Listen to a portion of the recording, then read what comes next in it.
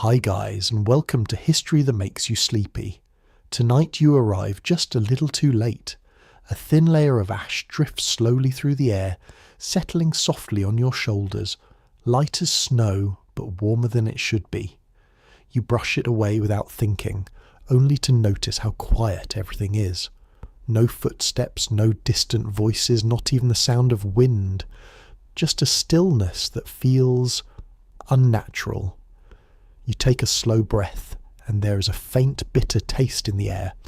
It lingers longer than expected. You pause, because something here does not quite make sense, and the more you notice, the clearer it becomes. If you were truly standing here, you would not have time to understand it. You probably would not survive this. So before you get comfortable, take a moment to like the video and subscribe, but only if you genuinely enjoy what I do here. And don't forget to share your location and local time in the comments. I always enjoy seeing where in the world you're listening from. Now dim the lights, flow straight into the story. You stand ankle deep in snow that crunches with a dry sound of old paper beneath your boots. Except they are not really boots.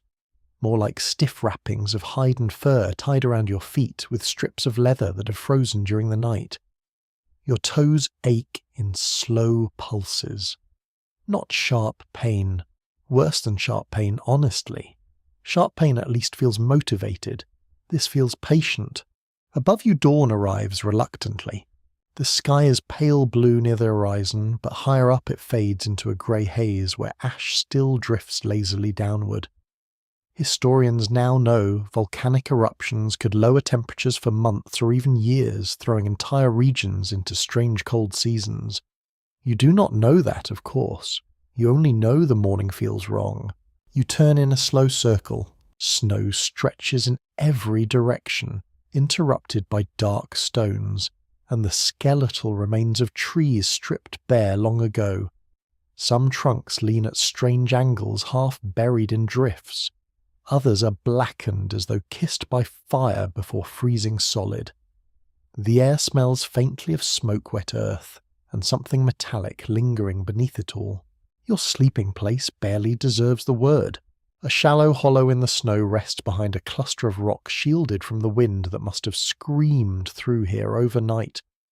You remember digging the hollow with numb hands sometime after sunset. You remember curling into yourself like an animal trying to disappear. And you remember the decision that mattered most. No fire. You glance toward the empty patch of snow beside you where flames should have been. It feels unnatural not to build one. Modern people forget how hypnotic fire is because light arrives so easily now. Flip a switch, tap a screen, tiny suns obey your fingertips. But for most of human history, fire was practically another family member.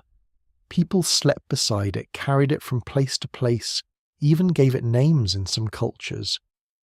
Ancient Roman households kept sacred hearth flames that symbolized survival itself, and yet you had none. Maybe the wood was too wet. Maybe the wind was too strong. Maybe you simply lacked the strength to keep trying after dark. Whatever the reason, you spent the night buried in snow instead. Oddly enough, that may have saved you. Snow traps air surprisingly well. Fresh snow can act like insulation, holding pockets of warmth close to the body. Arctic travellers learned of this centuries ago. Some indigenous groups built snow shelters so efficient that a single body could slowly warm the interior despite the freezing world outside. Which sounds fake until you remember modern winter jackets are basically people admitting snow had a good idea first. You kneel, slowly brushing frost from your arms. The movement feels difficult, as though your joints belong to someone else. Cold does that. It turns your own body into borrowed equipment. Your breath emerges in pale ribbons. You watch them drift sideways. A weak breeze is returning. That worries you more than the silence did. Silence means still air. Still air allows heat to linger, however briefly. Wind steals it. Wind is greedy like that. You begin checking yourself carefully. Fingers first. You flex them one by one beneath fur wrappings. Pain answers. Good sign. Numbness is dangerous because it feels oddly peaceful. Polar explorers wrote about removing gloves just for a moment before realizing their fingers had stopped responding entirely. Some survivors described frostbite arriving so gently they almost trusted it. Your cheeks sting next, then your ears. You touch your nose to make sure sensation remains there too. Still attached, always reassuring. Somewhere far away a bird calls once. You freeze instantly. The sound feels enormous in the frozen morning. Life, movement, proof the world has not ended completely. But no second call follows, only the whisper of ash settling across snow. There is something eerie about ash on snow. It confuses the eye. Tiny black flecks scatter across endless white like imperfections in a dream. In Iceland, after certain eruptions, ash clouds reportedly darkened glaciers so heavily that travellers struggle to judge distance properly. Some even believe spirits walked inside the haze. Historians still debate whether ancient volcanic winters directly caused social collapses in some northern communities, or whether the climate merely pushed already struggling societies toward disaster. You can understand why people blamed spirits instead. Cold changes how you think. That realization arrives slowly as you stand there staring too long at nothing. You should move. You know you should move. Yet part of you resists, lulled by exhaustion and the strange softness of dawn light spreading across the snowfields. Sleep pulls at you gently. Just a few more moments beneath the pale sky. Just rest your eyes. Dangerous thought. You force yourself upright harder than necessary. Your legs tremble immediately. Muscles stiffened overnight protest every movement. Your stomach twists too, reminding you it has been empty longer than you would prefer. Hunger in extreme cold is strange. The body burns energy rapidly, simply trying to stay warm, turning survival into an expensive activity. You scan the horizon again. No smoke, no cabins, no distant movement.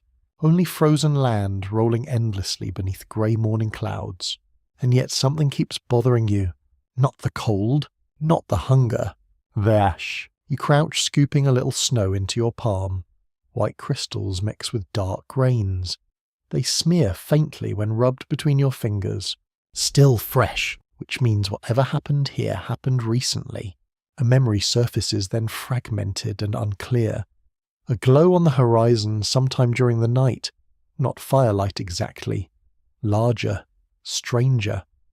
Red flickering beneath clouds while the ground trembled faintly beneath your shelter. You had been too tired to investigate. Reasonable decision, honestly. Human history contains many examples of people seeing glowing mountains and deciding sleep sounded preferable. Pompeii famously ignored warning signs for days before Vesuvius erupted. One Roman writer described people calmly continuing dinner parties while ash began falling around them. Humans are astonishingly committed to pretending things are fine. You inhale carefully again. That bitter taste remains. The breeze strengthens slightly, carrying tiny spirals of snow across the ground. Instinct tells you the temperature is dropping, and suddenly you understand something deeply uncomfortable. You survived the night, but morning has only just begun. You begin walking before your body fully agrees to it. That is the unpleasant little secret about surviving cold. You rarely feel heroic. Mostly you feel inconvenienced in increasingly dramatic ways. Your knees ache. Your shoulders tighten beneath heavy fur wrappings. Snow slips inside your footwear almost immediately because history refuses to provide decent waterproofing until embarrassingly recently. The dawn grows brighter as you move across the frozen ground.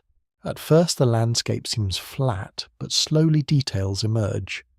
Long ridges of wind-carved snow ripple across the earth like waves frozen in place.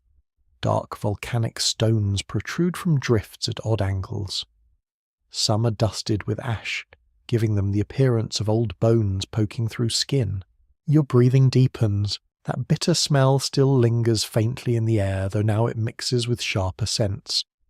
Pine resin somewhere ahead. Damp bark. Frozen soil hidden beneath layers of snow. The world is not dead after all. Only sleeping uneasily. You keep moving because stopping feels dangerous. Already you can sense how the cold works against judgment. Not dramatically, not all at once. It arrives quietly, like someone dimming lamps one by one inside your mind. There is a reason experienced winter travellers constantly monitored each other for confusion. Hypothermia affects thinking long before collapse. Modern studies show even mild drops in core temperature can impair decision-making, memory, and reaction speed. Ancient people knew this without laboratories. They simply learned the lesson the hard way. You glance behind you. Your sleeping hollow is already difficult to see. Wind pushes loose snow across the surface, softening the marks you left behind. By midday it may disappear entirely. Odd thought that, as though the land prefers secrecy. Your hands ache less now, which should comfort you, but does not. Numbness creeps carefully inward from your fingertips despite your movement. You clench and unclench them inside your fur coverings. A strange warmth touches your face suddenly. Sunlight. The pale disk finally clears the horizon, glowing weakly through the ash-filled sky. It looks distant and exhausted. Beautiful, though. Cold landscapes often are. Humans consistently romanticize places actively trying to kill them. Mountains, oceans, deserts, snowfields. Very suspicious behavior from a species that complains when coffee is slightly lukewarm. You pause beside a cluster of stones jutting from the drifts. One stone carries scratches. No, not scratches. Cuts, straight lines carved by tools. You crouch slowly to inspect them. The marks are old but deliberate. 3 parallel grooves crossing a fourth, a symbol perhaps, or a count. Ancient travellers sometimes carved markers into rock to guide future journeys, especially in snow-covered regions where paths vanish seasonally. In parts of Scandinavia, people once raised stone cairns along winter routes, so travellers could navigate whiteouts without wandering onto frozen lakes. You brush snow away carefully. More marks appear beneath. You cannot read them, but the sight comforts you anyway. Human presence. Someone stood here once with cold hands and tired eyes, stopping long enough to leave proof. The wind strengthens again. Snow hisses softly across the ground. Your body notices before your thoughts do. Shoulders hunch instinctively. Chin lowers. Hands tuck closer to your chest. The body protects heat automatically when it can. You continue onward. Soon the terrain slopes gently downward into a sparse forest of twisted trees. Their branches creak faintly overhead. Frost coats every surface in pale silver crystals that glitter whenever sunlight breaks through the haze. The forest changes the soundscape completely. Out on the open snowfields, silence dominated everything. Here you hear tiny noises constantly. Snow falling from branches, ice cracking somewhere deep inside tree trunks, the whisper of wind threading through needles overhead, and beneath it all your own footsteps. Crunch, pause, crunch, steady rhythm, sleepy rhythm. That is the dangerous part. Cold exhaustion encourages drifting thoughts. Your mind wanders strangely easily now. One moment you focus on the trail ahead, the next you're staring at frost patterns on bark for far too long, admiring how they resemble rivers viewed from the sky. You shake yourself lightly. Focus! A low branch catches your shoulder as you pass. Snow tumbles down the back of your neck. You hiss through your teeth. That wakes you up quickly. Tiny discomforts become enormous in freezing weather. A wet sock can become a genuine threat. A torn glove, loose bindings, even sweat. Especially sweat, honestly. Overheating during exertion could soak clothing and increase heat loss later, once movement stopped. Indigenous Arctic hunters often adjusted layers constantly during travel to avoid sweating too much. Historians still dispute exactly how some Ice Age communities managed winter migrations across brutally cold regions with such limited technology. Theories range from advanced clothing systems to carefully memorized shelter networks passed through generations. Either way, they were tougher than most modern office workers who panic when air conditioning feels a bit aggressive. Your stomach tightens again. Hunger! You kneel beside a bush protruding from the snow, inspecting dark shriveled berries still clinging to frozen branches. You hesitate before tasting one carefully. bitter, dry, but edible enough. Winter survival often depended less on grand hunting victories and more on constant small opportunities. Berries preserved by freezing, strips of dried fish, stored roots hidden underground before snowfall. Entire communities survived because someone generations earlier looked at a miserable little plant and thought, perhaps this will not kill me immediately. You eat 3 more berries, not satisfying, but something. As you stand again, movement catches your eye. You freeze instantly. Between the trees ahead, perhaps 30 paces away, stands a deer. Thin, pale brown against the snow. Steam rises faintly from its nostrils. It watches you without moving. For several long seconds, neither of you shifts. Then the animal bounds away silently between the trees, vanishing almost at once. You exhale slowly. The sight leaves an unexpected ache in your chest. Life continues here despite everything. The ash, the cold, the strange dawn. Creatures still wake hungry and keep moving because movement is survival. Much like you, the forest thickens gradually. Light dims beneath heavy branches overhead, and the air grows stiller here. Less wind, slightly warmer. You understand immediately why travelers sought tree cover during storms. Even a few degrees matter. Your thoughts drift again. You remember stories from later polar expeditions. Men hallucinating warm houses while freezing to death. Others removing clothing because severe hypothermia sometimes creates sensations of burning heat. One medieval account described stranded travellers calmly lying down in snowbanks, insisting they merely wished to rest. You understand the temptation now. The snow looks soft. The trees shelter the wind. Just close your eyes briefly. No, you force yourself onward harder this time, because another realization is forming slowly beneath your exhaustion. You survived one night without fire. A second might not forgive you so easily. Ahead through the trees you finally notice something different.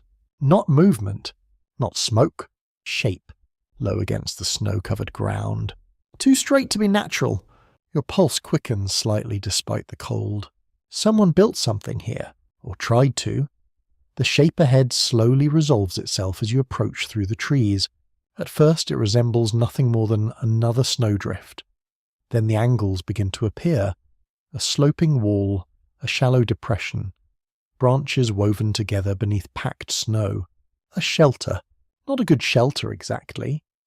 More like the desperate cousin of a shelter. The sort of structure built by people who fully intended to create something better later, and then discovered later, was becoming a very theoretical concept. You crouch beside it carefully. Snow clings thickly to the outer surface, but underneath you can see bent saplings lashed together with strips of hide or cord. Pine boughs form a crude, insulating layer beneath the snowpack. The entrance faces away from the prevailing wind. Smart, very smart actually. Across northern regions, people learned long ago that snow itself could become protection. Indigenous Arctic groups perfected snow houses capable of trapping remarkable amounts of heat. Even temporary winter shelters often relied on layered insulation rather than open exposure. Snow blocks wind better than empty air does, and wind is often the true killer. You brush more snow aside with gloved hands. The structure is partly collapsed now. One side sags inward where ice has accumulated heavily overnight. Still, the interior remains visible through the opening. Dark, silent, empty. You hesitate before crawling closer. The air inside smells strange. Damp earth, frozen bark, old smoke perhaps, though very faint. Human scent lingers too in the subtle way enclosed spaces hold traces of breath and bodies long after people leave. You lower yourself carefully into the entrance. Immediately the world changes. Outside the forest whispers constantly with wind and shifting branches. Inside sound softens. The packed snow walls mute everything. Your breathing suddenly seems loud and warmer. Not warm exactly. Let us not insult the word warm, but less brutally cold. Your shoulders loosen slightly without permission. The floor beneath you is lined with evergreen branches flattened by use. Some still hold needles, releasing faint resin scents whenever disturbed. Ancient winter shelters often used pine or spruce bedding because the branches created insulating air pockets beneath sleeping bodies. Also because sleeping directly on frozen ground is an excellent way to wake up regretting all your life choices. You reach toward the centre of the shelter. Ash. Cold ash. There was a fire here once. Tiny black fragments stain the snow-packed floor where embers must have burned. You touch them lightly. Dead cold now. Still the sight comforts you more than expected. Fire means people. People mean knowledge. And knowledge keeps humans alive far more reliably than strength ever did. A strange object catches your eye near the wall. You pick it up slowly. Bone, worked smooth by tools. A needle, perhaps, or all. You turn it in your numb fingers. The craftsmanship surprises you. Delicate grooves spiral along one side decorative despite the harshness of the environment. Humans do that constantly throughout history. They decorate survival tools, spears, bowls, needles, even ice axes, because apparently staring into endless frozen misery becomes slightly more tolerable if your spoon has pretty carvings on it. Some Siberian archaeological sites contain beautifully decorated cold weather equipment dating back thousands of years. Fur clothing stitched with beads, carved antler tools, tiny sculptures carried during migrations, evidence that beauty mattered even when survival hung by a thread. Maybe especially then. You tuck the bone tool into your wrapping. Useful things should not remain abandoned. Your gaze drifts upward. The roof interior is blackened faintly with soot. Smoke escaped somehow through tiny gaps in the structure, though not efficiently. You imagine how this place once looked at night. Orange firelight flickering across packed snow walls. Steam rising from damp clothing. People huddled close enough to share warmth without speaking much. Cold encourages silence. Talking wastes energy. Besides, everyone listens for weather. A sudden crack echoes somewhere outside. You tense instantly. Tree branch. Only a branch. Probably. The forest settles again into quiet creaking noises. You remain still longer than necessary. Fatigue is creeping deeper now. You can feel it in strange little delays between thoughts. The way your eyes linger too long on meaningless details. Frost patterns, shadows, tiny beads of melted snow on fur wrappings. The shelter invites sleep. That is dangerous. You know enough about cold to fear comfort slightly. People trapped in blizzards often reported overwhelming drowsiness before collapse. Some described feeling peaceful, even euphoric. Historians examining doomed polar expeditions noted diary entries growing strangely calm near the end, as though exhaustion gently erased fear itself. You shift position abruptly. No sleeping. Not yet. Instead, you inspect the shelter more carefully. Near the entrance sits a pile of wood fragments, tiny pieces, splintered bark, dead twigs gathered deliberately, fire-starting material. Interesting. You kneel beside it. Dry underneath. Very dry. Someone stored kindling here, intentionally protected from snowfall. A spark of hope rises inside you. No fire last night may not mean no fire tonight. You search the shelter more thoroughly now. A broken leather strap, fragments of woven cord, animal fur pressed into the bedding, signs of repeated use rather than brief shelter. Travellers may have returned here seasonally, maintaining the structure whenever conditions worsened. Historians still argue whether some prehistoric winter routes functioned almost like rotating survival networks with scattered shelters maintained collectively across enormous landscapes. The idea feels strangely modern. Tiny rest stops against extinction. Your fingers brush another object half buried near the wall. Stone. No, flint. You stare at it for a long moment, sharp-edged and dark against the snow. Nearby lies a second stone marked with metallic streaks. Prick, perhaps. Your pulse quickens. Fire-making tools. Primitive, unreliable, frustrating little things. But possible. You almost laugh from relief. Almost. Because then another realization arrives immediately afterward. If these tools remain here, their owners are not. And suddenly the empty shelter feels less comforting. You glance toward the entrance again. Pale daylight filters through drifting snow outside. The wind has strengthened further. Tiny gusts hiss against the shelter walls, carrying ash and frost together through the trees. Where did the others go? The question settles heavily into the cramped little space. You picture travellers leaving before dawn, or fleeing suddenly during the night, or perhaps simply failing to return from hunting. None of the possibilities feel good. Your stomach growls quietly. The sound seems enormous inside the shelter. You should stay here a while, warm slightly, attempt fire perhaps. Yet instinct resists. Something about abandoned places in winter feels wrong. Shelters hold echoes too well. Every object left behind becomes evidence of interrupted plans. The owner of the carved bone tool probably intended to come back. The people who gathered this dry kindling surely expected another nightfall. And now only you remain here, kneeling in their silence while ash drifts from the sky outside. You slide the flint carefully into your wrappings beside the bone tool. The movement feels oddly ceremonial, like inheriting something. Beyond the entrance, the pale winter light shifts subtly. Morning continues.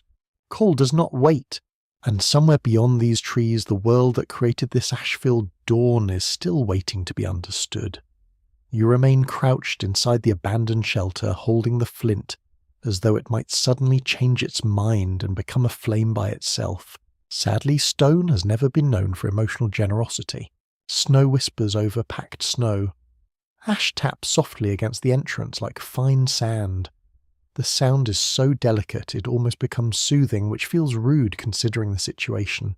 You arrange the smallest pieces first. There is an art to fire that modern hands forget. You do not begin with logs. Logs are for later, for confidence, for people who have already won the argument. First comes tinder, then tiny splinters, then twigs no thicker than fingers. Warmth begins with patience. Fire is not summoned, it is persuaded. It is. Ancient people carried fire-starting kits with great care. Flint and iron-rich stones could create sparks, while charred cloth fungus, dry grass, or prepared bark could catch them. In Roman military camps, fire was central to cooking, warmth, metalwork, and morale, which is a tidy way of saying that without it everyone became colder, hungrier, and much more dramatic. You strike the flint. A spark flashes. Gone instantly. You try again. Another spark. It lands on the tinder and dies without ceremony. Very inspiring. Your fingers are clumsy now, thick inside their wrappings. You remove one hand, covering just enough to grip the stone better. Cold bites immediately. Air touches your skin like water from a deep well. Strike. Flash. Nothing. You lean closer, breathing slowly through your nose so you do not blow the tinder apart. The shelter smells stronger now, disturbed by your movements. Resin, old smoke, human sweat trapped in fur, frozen earth thawing slightly beneath your knees. You strike again. This time a tiny ember appears, so small you almost miss it. A red dot blooms inside the fibres no larger than an insect eye. You lower your face and breathe carefully, not too hard, not too soft. Fire likes attention, but hates desperation. Honestly relatable. The ember brightens. A thread of smoke curls upward. Your heart begins beating faster. You add another breath. The ember grows, then suddenly darkens. Dead. You stare at it. The silence inside the shelter becomes enormous. For a moment, disappointment feels warmer than anger. Anger would require energy you do not currently have. You sit back and flex your bare fingers, pain flaring through them as blood returns. You cover them again quickly. This is why no fire last night matters so much. Fire is not merely comfort.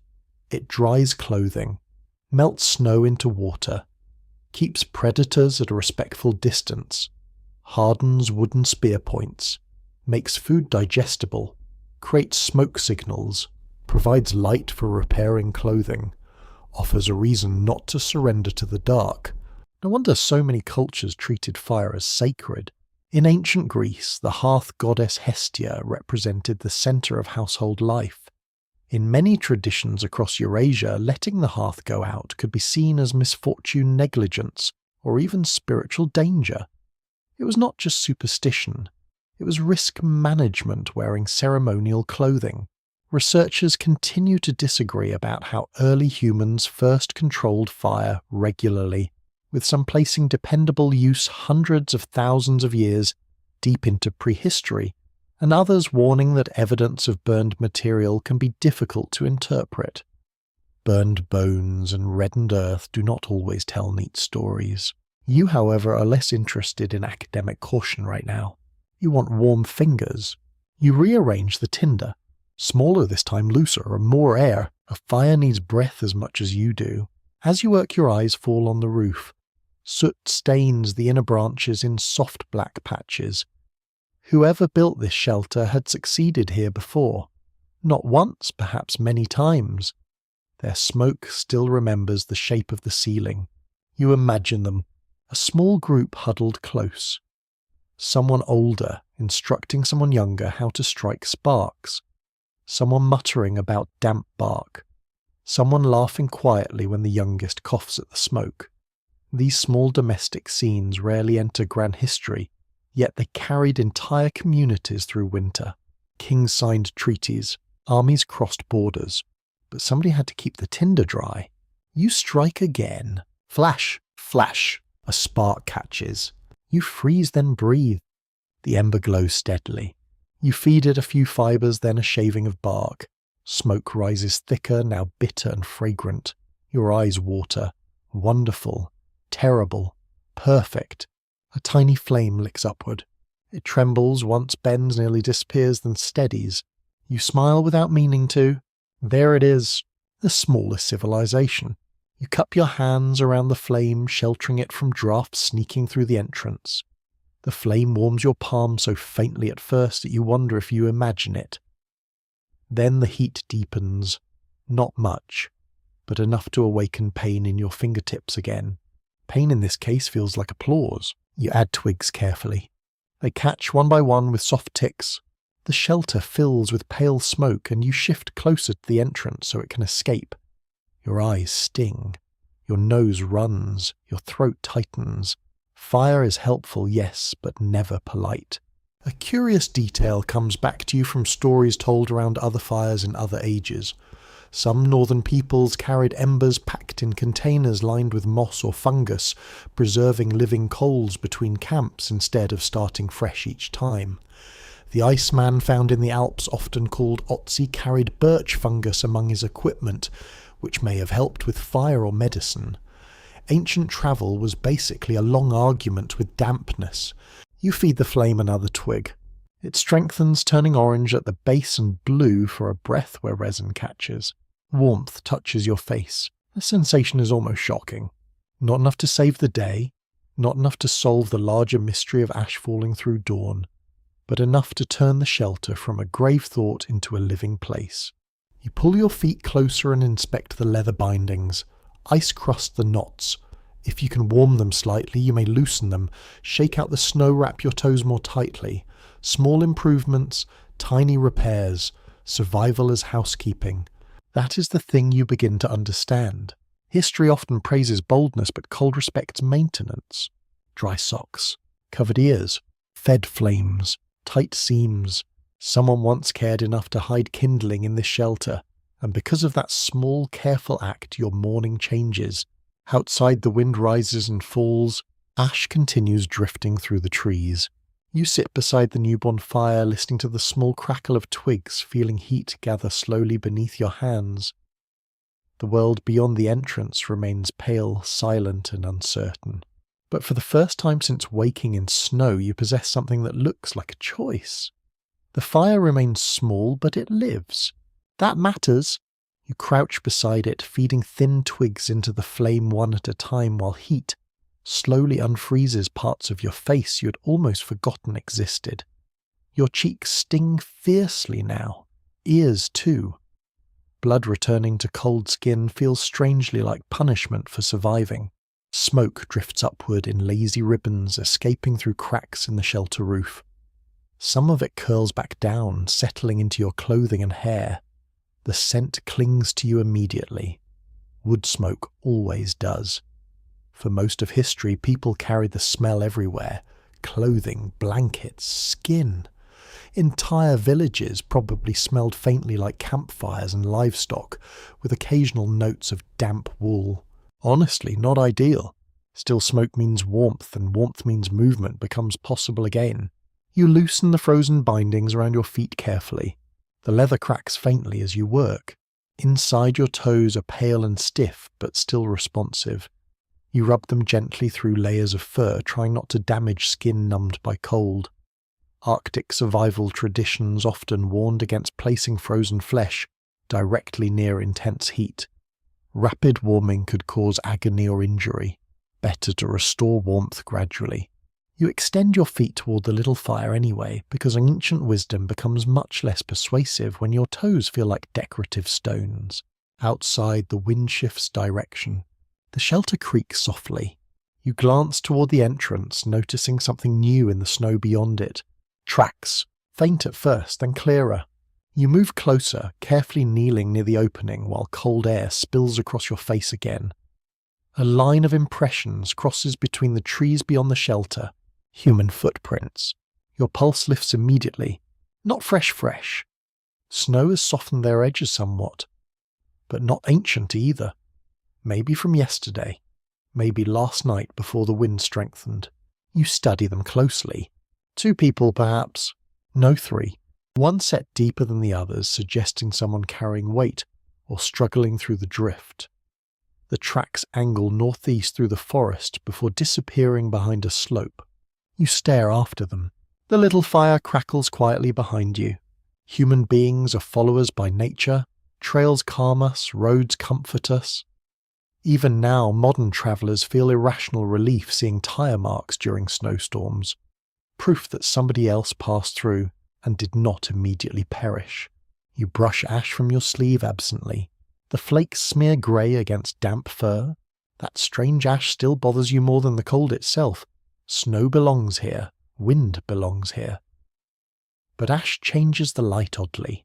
It dulls brightness, softens shadows, gives the entire forest the appearance of an old, faded memory. A curious historical detail drifts into your thoughts. After the eruption of Tambora in 1815, ash and atmospheric particles helped create what became known as the year without a summer. Crops failed across parts of Europe and North America. Snow reportedly fell during June in some regions. People described strange skies, red sunsets, and a lingering sense that nature itself had become unreliable. You understand the feeling. The world outside the shelter appears slightly wrong. Beautiful but wrong. You add another stick to the flames. The fire pops sharply, startling you more than it should. Exhaustion keeps your nerves stretched thin. Every sound arrives larger than normal. Every shadow demands inspection. You realize suddenly how alone you are. Not in the poetic sense, in the practical sense. No voices, no shared tasks, no second pair of hands gathering wood while you tend the fire.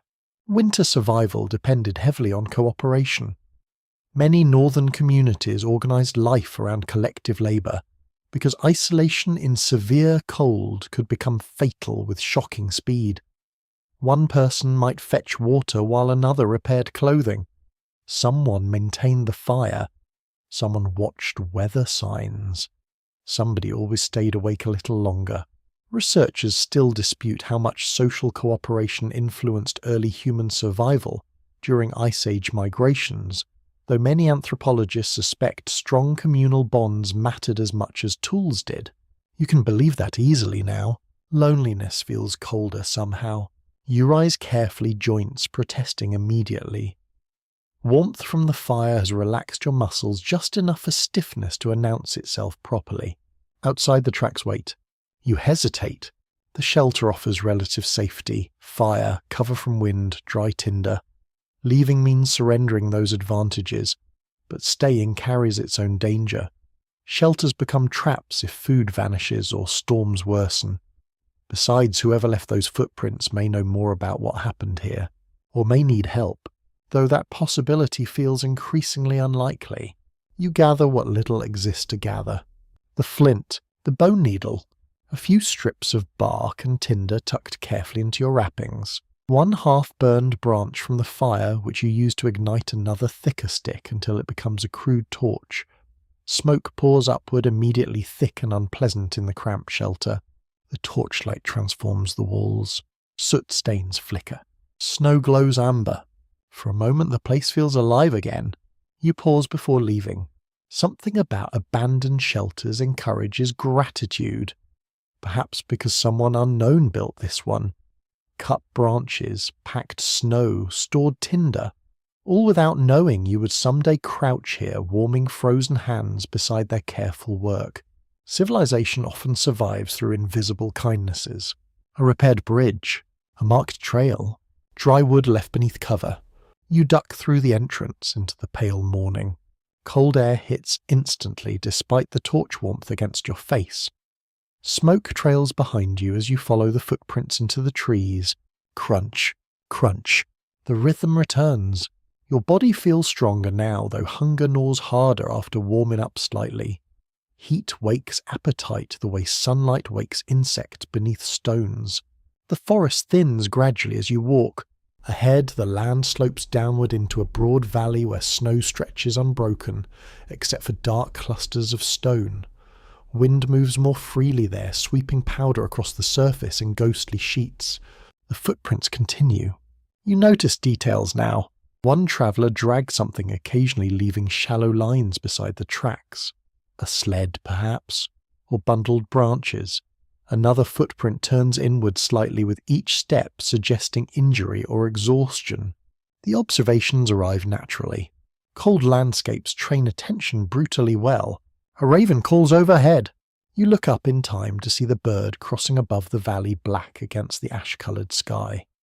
Ravens followed human settlements throughout history, feeding on scraps carrion and opportunity. Norse mythology linked them to Odin himself, who sent ravens across the world to gather knowledge. This one merely looks judgmental. Fair enough. As you descend toward the valley floor, the wind strengthens again. Snow stings your cheeks. Your torch gutters sideways, struggling against the gusts. Then you notice something else. Not tracks this time. Poles. Thin wooden poles protruding from the snow ahead in uneven rows. Markers. You slow immediately. Because markers mean intention. And intention means somebody expected travellers to pass this way even during the cruelest part of winter. The poles rise from the snow like the ribs of something long buried. You approach slowly, boots crunching through wind-hardened drifts while the torch spits smoke into the grey morning air. The nearest pole leans slightly eastward, wrapped near the top with faded strips of cloth stiffened by ice. Markers indeed. Trail guides. You touch one carefully. The wood feels ancient beneath your glove, weathered smooth by years of snow and wind. Yet it still stands. Someone planted these here deliberately, spacing them just close enough that travellers could move from one to the next, even during heavy storms. Smart people leave instructions for strangers. That may be one of civilization's finest qualities. Across snowy regions of Eurasia, winter routes were often marked with poles, stacked stones or carved trees, because ordinary paths vanished beneath drifts. In severe conditions, missing a route by only a short distance could lead travellers onto unstable ice or into terrain impossible to cross. Entire communities depended on remembering where not to die. You move onward between the poles. The valley opens wider around you now. Wind sweeps freely across the exposed ground, carrying glittering sheets of snow that hiss over the surface like waves sliding across sand. Ash swirls among them in dark ribbons. The torch struggles badly here. You shield it with your arm. Smoke stings your eyes. Tears freeze near the corners before you can wipe them away. Very glamorous survival scene. Your clothing shifts heavily with every step. Now that the immediate terror of freezing has eased slightly beside the shelter fire, you notice your garments properly for the first time. Layers. So many layers. Fur turned inward against the skin. Thick woven fabric beneath outer hides. Leather straps crossing your chest and waist to keep everything tight enough for warmth, but loose enough for movement. The design is practical rather than elegant, though practical clothing often becomes elegant in its own way after enough centuries. You adjust the wrapping around one wrist.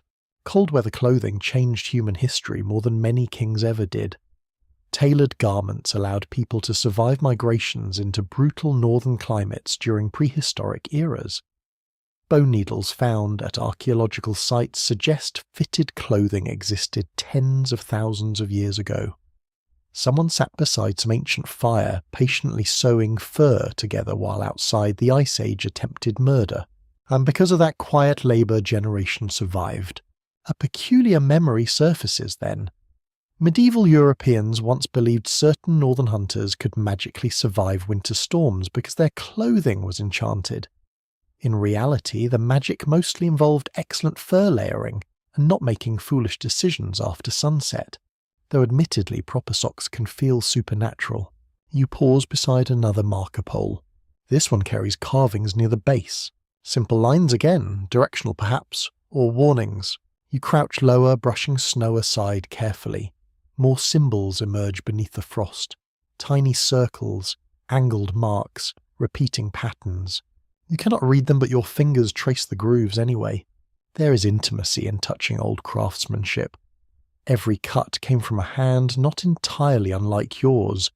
Cold fingers gripping tools, careful pressure against wood grain. A person standing in this same valley listening to winter wind centuries before you arrived. The thought settles warmly inside you despite the cold. Human beings endure through repetition, fire passed from hand to hand, routes memorized, needles carved, trails marked. The wind shifts sharply. You straighten at once. Something smells different now. Not smoke exactly. Animal scent. Musky, damp, stronger than the clean mineral smell of snow. You scan the valley immediately. Nothing moves.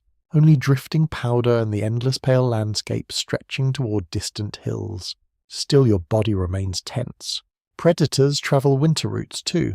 Wolves often followed human paths historically drawn by scraps, weakened animals, or opportunity. Some Arctic accounts describe wolves trailing sled groups for days at a distance patient as weather itself. Scholars continue debating whether early humans and wolves gradually developed cooperative relationships during shared hunting migrations, eventually leading to domesticated dogs. Right now, cooperation feels preferable. You continue walking. The poles guide you steadily across the valley floor toward darker terrain ahead, where scattered trees cluster near rising stone outcrops. Snow deepens between gusts, forcing slower movement. Your legs ache continuously now, though the rhythm of walking dulls the sensation somewhat. Crunch, breath, crunch, breath. Cold travel becomes meditation eventually. The torch finally dies with a weak curl of smoke. You stop automatically staring down at the blackened stick. For a moment you consider relighting it from hidden embers somehow, which is optimistic, bordering on delusional. Instead, you toss it aside and watch snow immediately begin swallowing the charred wood. Without flame, the valley feels larger, more exposed. You pull your outer wrapping tighter across your shoulders. Your clothing smells strongly now of smoke from the shelter fire. Oddly comforting. Throughout history, travellers sometimes judge survival experience partly by scent. Smoke meant knowledge.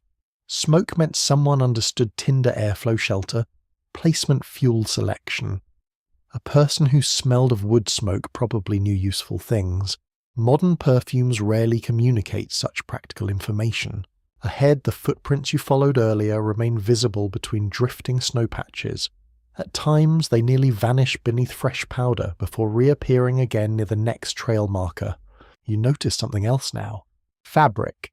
Caught near the base of a pole. You kneel carefully and pull it free. A strip of woven wool torn jaggedly at one end. Dark red once perhaps, though ashen weather have muted the colour badly. Frozen stiff. You turn it over in your hands. Clothing fragment. Accident marker warning. Difficult to tell. Certain northern traditions tied cloth strips to branches or poles as offerings during journeys asking protection from weather or spirits of the landscape. Other travellers simply lost pieces of clothing because winter enjoys stealing things from exhausted people. Your fingers tighten slightly around the fabric. The valley suddenly feels watched, not by anything visible, just the heavy awareness that others passed through here recently enough to leave traces. The sky darkens briefly as clouds thicken overhead. Light changes across the snowfields, at once flattening the world into shades of grey and blue. Distance becomes difficult to judge. Hills seem nearer, then farther. Shadows vanish. White landscapes play tricks on human vision. Polar explorers frequently describe snow blindness depth, confusion, and horizon distortions during overcast conditions. Some travellers reported feeling as though they walked inside blank, endless space. You understand completely. The world ahead looks unfinished. Then a sound reaches you faintly through the wind. Not animal, not branch, metal, a soft clinking noise. You freeze instantly. The sound comes again somewhere near the stone outcrops ahead. Small, irregular, but unmistakably human. Your pulse quickens beneath layers of fur and wool. Somebody is there, or was very recently. And for the first time since waking beneath falling ash, you're no longer entirely alone in the frozen dawn. The metallic sound comes again, soft, faint, almost swallowed by the wind before it fully reaches you. You remain perfectly still beside the marker pole, listening so hard your own breathing begins to irritate you. Snow sweeps across the valley in silver ribbons, while ash drifts lazily overhead, turning the daylight dim and strange. Clink. There, ahead near the dark stone outcrops. Not rhythmic enough to be deliberate hammering, more accidental than that. Metal shifting against metal, perhaps. Something dangling in the wind, or someone moving carefully. Your body reacts before thought catches up. Shoulders tighten, knees bend slightly. Every sense sharpens despite exhaustion. Humans are deeply social creatures right until another human might possibly stab them. You move forward more cautiously now. The marker poles thin out as the terrain rises toward the rocks. Snow here becomes uneven, packed hard in some places by wind while drifting knee-deep in others. Your boots sink unpredictably, sending cold powder spilling over the tops. The effort makes you sweat beneath your layers. Dangerous. You loosen the outer wrapping around your throat slightly to vent heat. Winter travellers constantly balanced warmth against moisture. Sweat trapped inside clothing could freeze later, once movement slowed, turning survival gear into refrigerated misery. A detail from Alpine history drifts into your thoughts. Guides crossing snowy passes sometimes carried extra dry stockings inside their clothing to keep them warm and usable. Imagine risking death by avalanche and still worrying about socks. Humanity truly is a practical species beneath all the philosophy. The sound comes once more, closer now. You crouch behind a low ridge of stone. Ahead lies a narrow hollow sheltered from the wind. Snow has collected less deeply there, exposing dark volcanic rock and scattered patches of frozen grass. A crude wooden frame leans against one boulder, and beside it hangs the source of the noise. Small metal charms tied to leather cords. They clink softly whenever wind shifts. You exhale slowly. Not an ambush then, just weather playing games with your nerves. Still the sight unsettles you. The charms are strange little objects, bent pieces of copper, tiny carved bones, a cracked bell no larger than a walnut. All tied together deliberately so they move against one another in the breeze. You step closer. The frame holding them resembles a narrow archway built from rough branches lashed together with hide strips. Snow crusts every surface except where wind has polished the wood smooth. A marker, a shrine perhaps. Many ancient travel routes included ritual sites where travellers left offerings before dangerous crossings. Coins, beads carved, tokens, scraps of cloth. Tiny negotiations with luck. In the Andes mountain, travellers sometimes left coca leaves or miniature objects at high passes. Northern hunters in parts of Eurasia tied offerings to sacred trees asking for protection against storms. And honestly, if you had survived enough winters, you might start bribing the landscape too. You touch the little bell gently. Its metal burns cold against your glove. The hollow around the shrine smells different from the open valley. Less wind here means scents linger longer. Smoke traces again, animal hide, wet stone, and underneath it all something delicious enough to make your stomach tighten painfully. Food. Old food perhaps, but food nonetheless. You search carefully around the rocks. Near the base of the shrine, partly buried beneath snow, rests a small leather pouch stiffened by ice. You kneel and pry it open cautiously. Inside lie strips of dried meat. Hard as wood. You stare at them in disbelief. The meat smells smoky and sharp. Preserved. Salted, perhaps. Ancient community depended heavily on drying, smoking, or fermenting food before winter arrived. Without preservation, survival became a short and unpleasant conversation. You hesitate only briefly before tearing off a small piece. Chewing requires commitment. The meat fights back aggressively at first, forcing your jaw to work until warmth softens it slightly. Salt floods your mouth, smoke flavor follows, richness, fat. Your body reacts instantly. Hunger roars awake like something insulted by previous neglect. You force yourself to eat slowly. Too much food too quickly after severe cold and exhaustion could upset the body badly. Besides, there is not much here, maybe enough for another day if rationed carefully. You tuck the pouch inside your wrappings.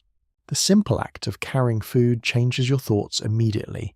Problems become slightly smaller. Distances feel less impossible. Civilization at its core may just be people repeatedly finding ways not to starve this week. A strange story resurfaces while you chew. Medieval Icelandic accounts mention fermented shark meat, prepared specifically to survive harsh winters. The process reportedly smelled horrifying enough to frighten visitors.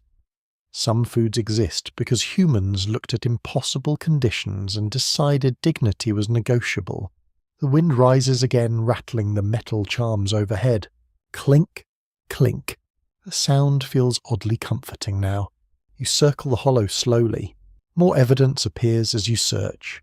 Ashes from an old fire pit protected between stones. Flattened snow where someone recently slept beneath hides. A broken sled runner half buried near the rocks. And footprints. Many more footprints. Some fresh enough that edges remain crisp beneath drifting ash. Your pulse quickens. A group stopped here recently, perhaps only hours ago. You follow the tracks visually across the hollow. They lead toward a narrow path climbing between dark ridges beyond the shrine. Interesting. Very interesting. People travelling in winter rarely wandered randomly. Routes existed for reasons. Shelter ahead, water, hunting grounds, settlements, or escape. The last possibility lingers unpleasantly in your thoughts. You study the sky again. Ash still falls, though thinner now. The clouds above remain streaked grey and reddish near the horizon. Sunlight filters through in weak beams that never quite reach full brightness. Natural disasters often created strange psychological effects in ancient societies. Unusual skies, sudden cold crop failures, animal migrations. Without scientific explanations, people interpreted catastrophe through religion, myth, or prophecy. Chroniclers recorded blood-coloured suns and darkened noon skies with genuine terror. Modern people like to imagine we would behave more rationally. We would not. You know that instinctively while standing beneath this haunted sky, clutching dried meat beside a wind-rattling shrine. A sudden gust sweeps through the hollow. The charms clang together sharply. One cord snaps. A tiny copper piece falls into the snow at your feet. You bend automatically to retrieve it. The metal is stamped with a symbol similar to the carvings you saw earlier on the trail markers. Circular lines surrounding a central point. A sun, perhaps, or an eye. The copper feels warm from your hand surprisingly quickly. You slip it into your wrapping without fully understanding why. Perhaps because travellers before you touched it too. Perhaps because lonely journeys encourage superstition. Or perhaps because somewhere ahead beyond the ridges people still move through this frozen landscape, carrying symbols you do not understand beneath a sky that no longer behaves properly. You rise slowly. The path between the rocks waits in silence. And despite your exhaustion, despite the cold still gnawing patiently through every layer of clothing, curiosity begins pulling you forward more strongly than fear. You leave the little shrine behind with the dried meat tucked beneath your outer wrapping and the copper token warming slowly against your chest. The narrow path between the ridges climbs steadily upward. Dark stone walls rise on either side, shielding you from the worst of the wind at last. Snow gathers here in uneven pockets rather than sweeping freely across open ground. Your breathing grows louder in the confined space, each exhale clouding briefly before vanishing into the cold air. The silence feels different now. Not empty, occupied. You keep expecting another sound ahead. A voice, footsteps, the metallic clink of tools, but only your own movements disturb the passage. Crunch, breath, crunch. Small pebbles shift beneath packed snow. The ridges smell faintly volcanic up close. Sulphur lingers beneath the cleaner scent of frost and stone. It reminds you unpleasantly of the ash drifting from the sky. Whatever happened beyond these mountains was powerful enough to stain entire valleys. Evidence from ancient eruptions shows volcanic ash could travel astonishing distances. After Krakatoa erupted in 1883, sunsets around the world reportedly glowed vivid red for months. Some painters unknowingly captured those altered skies on canvas while ordinary people simply stared upward, wondering whether the heavens had become ill. You understand that instinct. The sky above this frozen land looks sick. You round a bend in the path and stop immediately. Ahead, tucked beneath an overhanging cliff, sits another shelter, larger than the last one, much larger. At first glance it appears almost natural, as though snow and rock formed it accidentally. Then your eyes adjust to the details. Reinforced walls of stacked stone, animal hides stretched across openings, wooden poles supporting the roof where the cliff does not reach far enough. A winter refuge. Smoke stains darken the rock ceiling above the entrance. Recent stains. Your pulse quickens. Someone has used this place not long ago. You approach cautiously, every sense straining. The smell reaches you first. Old smoke, wet fur, cooked meat lingering faintly beneath colder scents. Human habitation leaves fingerprints in the air itself. You pause beside the entrance. No sound from inside, no movement. Still caution feels wise. History contains many examples of desperate winter travellers becoming territorial in unpleasantly direct ways. You duck inside slowly. Darkness swallows you for a moment. Then shapes emerge. Sleeping spaces line the walls, built from raised branches layered thick with hides and evergreen boughs. Storage bundles hang from poles overhead where animals cannot easily reach them. Stone fire pits occupy the centre of the shelter, surrounded by blackened cooking vessels and scattered bones. Not abandoned long, the realization arrives instantly. A clay cup still rests beside the fire pit, tipped on its side. A fur blanket remains half-folded near one sleeping area. Someone intended to return. You crouch near the fire pit. Cold, but not deeply cold. Interesting. You touch the ash carefully. Beneath the surface, faint warmth lingers. Your head lifts sharply. Very recent. You glance around the shelter again, more alert now. The place tells stories in fragments. 3 sleeping spaces appear heavily used. One smaller than the others. A child, perhaps. Bundles of dried herbs hang near the entrance, releasing bitter scents into the air. Tools rest neatly beside one wall.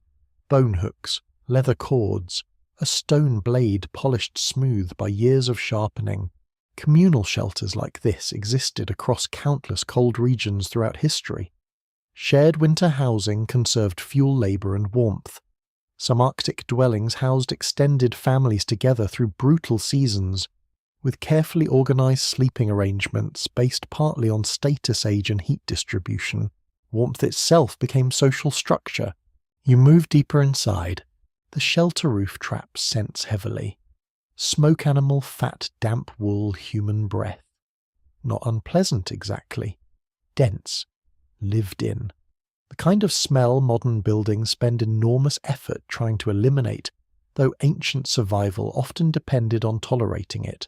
Near one wall you find a collection of clothing hanging from wooden pegs. You inspect it carefully. Thick fur cloaks, mittens lined with softer pelts, heavy leggings reinforced at the knees with stitched leather patches. The craftsmanship impresses you immediately. Tailored winter clothing represented a technological breakthrough, as important as weapons or farming in colder regions. Proper seams reduced heat loss dramatically. Fur orientation mattered too. Some garments layered pelts facing opposite directions to trap insulating air more effectively. Someone here understood cold intimately. A tiny object near the clothing catches your eye. You pick it up carefully. A carved wooden figure no longer than your thumb. Human-shaped though crudely. Its face has been worn smooth by handling. Children across medieval Europe and northern Asia often played with handmade dolls carved from wood bone or cloth scraps. Even during periods of famine or migration, parents still found ways to create toys. There is something deeply moving about that. Empires collapse, volcanoes darken skies, winter strips the world bare. And still someone sits beside a fire carving tiny smiling faces for a child. You set the doll back gently. Then you notice the footprints. Fresh ones. Melting slightly near the entrance where warmer air reaches them.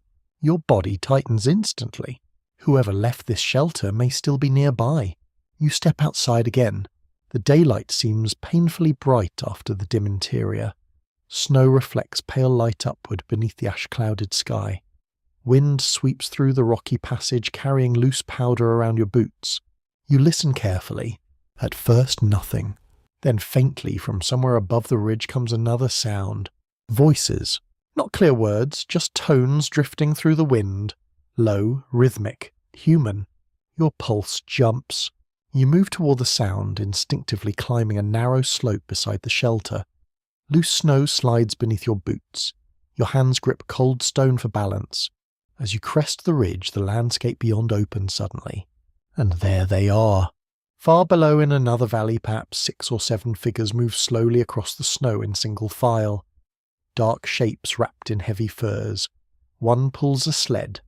Another carries a long pole over one shoulder. Smoke rises in the distance behind them. Not volcanic smoke. Camp smoke. Thin and blue against the grey sky. Relief floods through you so quickly your knees almost weaken. People. Living people. The group moves steadily toward a cluster of dark trees near the valley edge. Even from here you can sense exhaustion in their pace. Heads bowed against the cold, bodies leaning forward beneath weight and wind. A question settles quietly into your thoughts. Are they fleeing something? The ash, the strange skies, the abandoned shelters, the hurried tracks. Patterns begin forming now whether you want them to or not. Some climate historians have proposed that sudden environmental disasters occasionally triggered migrations so abrupt entire settlements vanished within weeks. Others caution against imagining every abandoned site as evidence of catastrophe. Sometimes communities simply moved because food failed routes shifted, or winters grew harder than expected. Still, those figures below do not walk like people exploring. They walk like people leaving. And after a long moment watching them cross the frozen valley beneath the dim ash-coloured dawn, you realise you're already following. You descend the ridge slowly, careful not to lose sight of the figures below. The valley spreads wide beneath the ash-muted daylight, and the little line of travellers moves steadily toward the distant trees. They seem smaller now that you've begun following them, fragile almost. Tiny dark stitches crossing an endless sheet of white. The smoke ahead rises thin and steady. That matters. Thin smoke means controlled fire, dry fuel, deliberate heat rather than panic burning. Someone down there still knows how to organise a camp despite whatever catastrophe stains the sky above you. Your boots slide occasionally on hidden ice beneath fresh snow. Each stumble sends cold jolts through your legs. Exhaustion lingers heavily now despite the dried meat and brief shelter from the wind. Your body burns energy constantly, simply remaining alive in this temperature. Cold is greedy. It charges rent for every breath. The path downward narrows between jagged volcanic stones dusted with ash. Some rocks still hold warmth, oddly enough. When your glove brushes one accidentally, the stone feels less frozen than expected. You stop immediately. Interesting. You crouch beside it. Steam curls faintly from a crack nearby where snow has melted into thin trickles before refreezing farther downslope.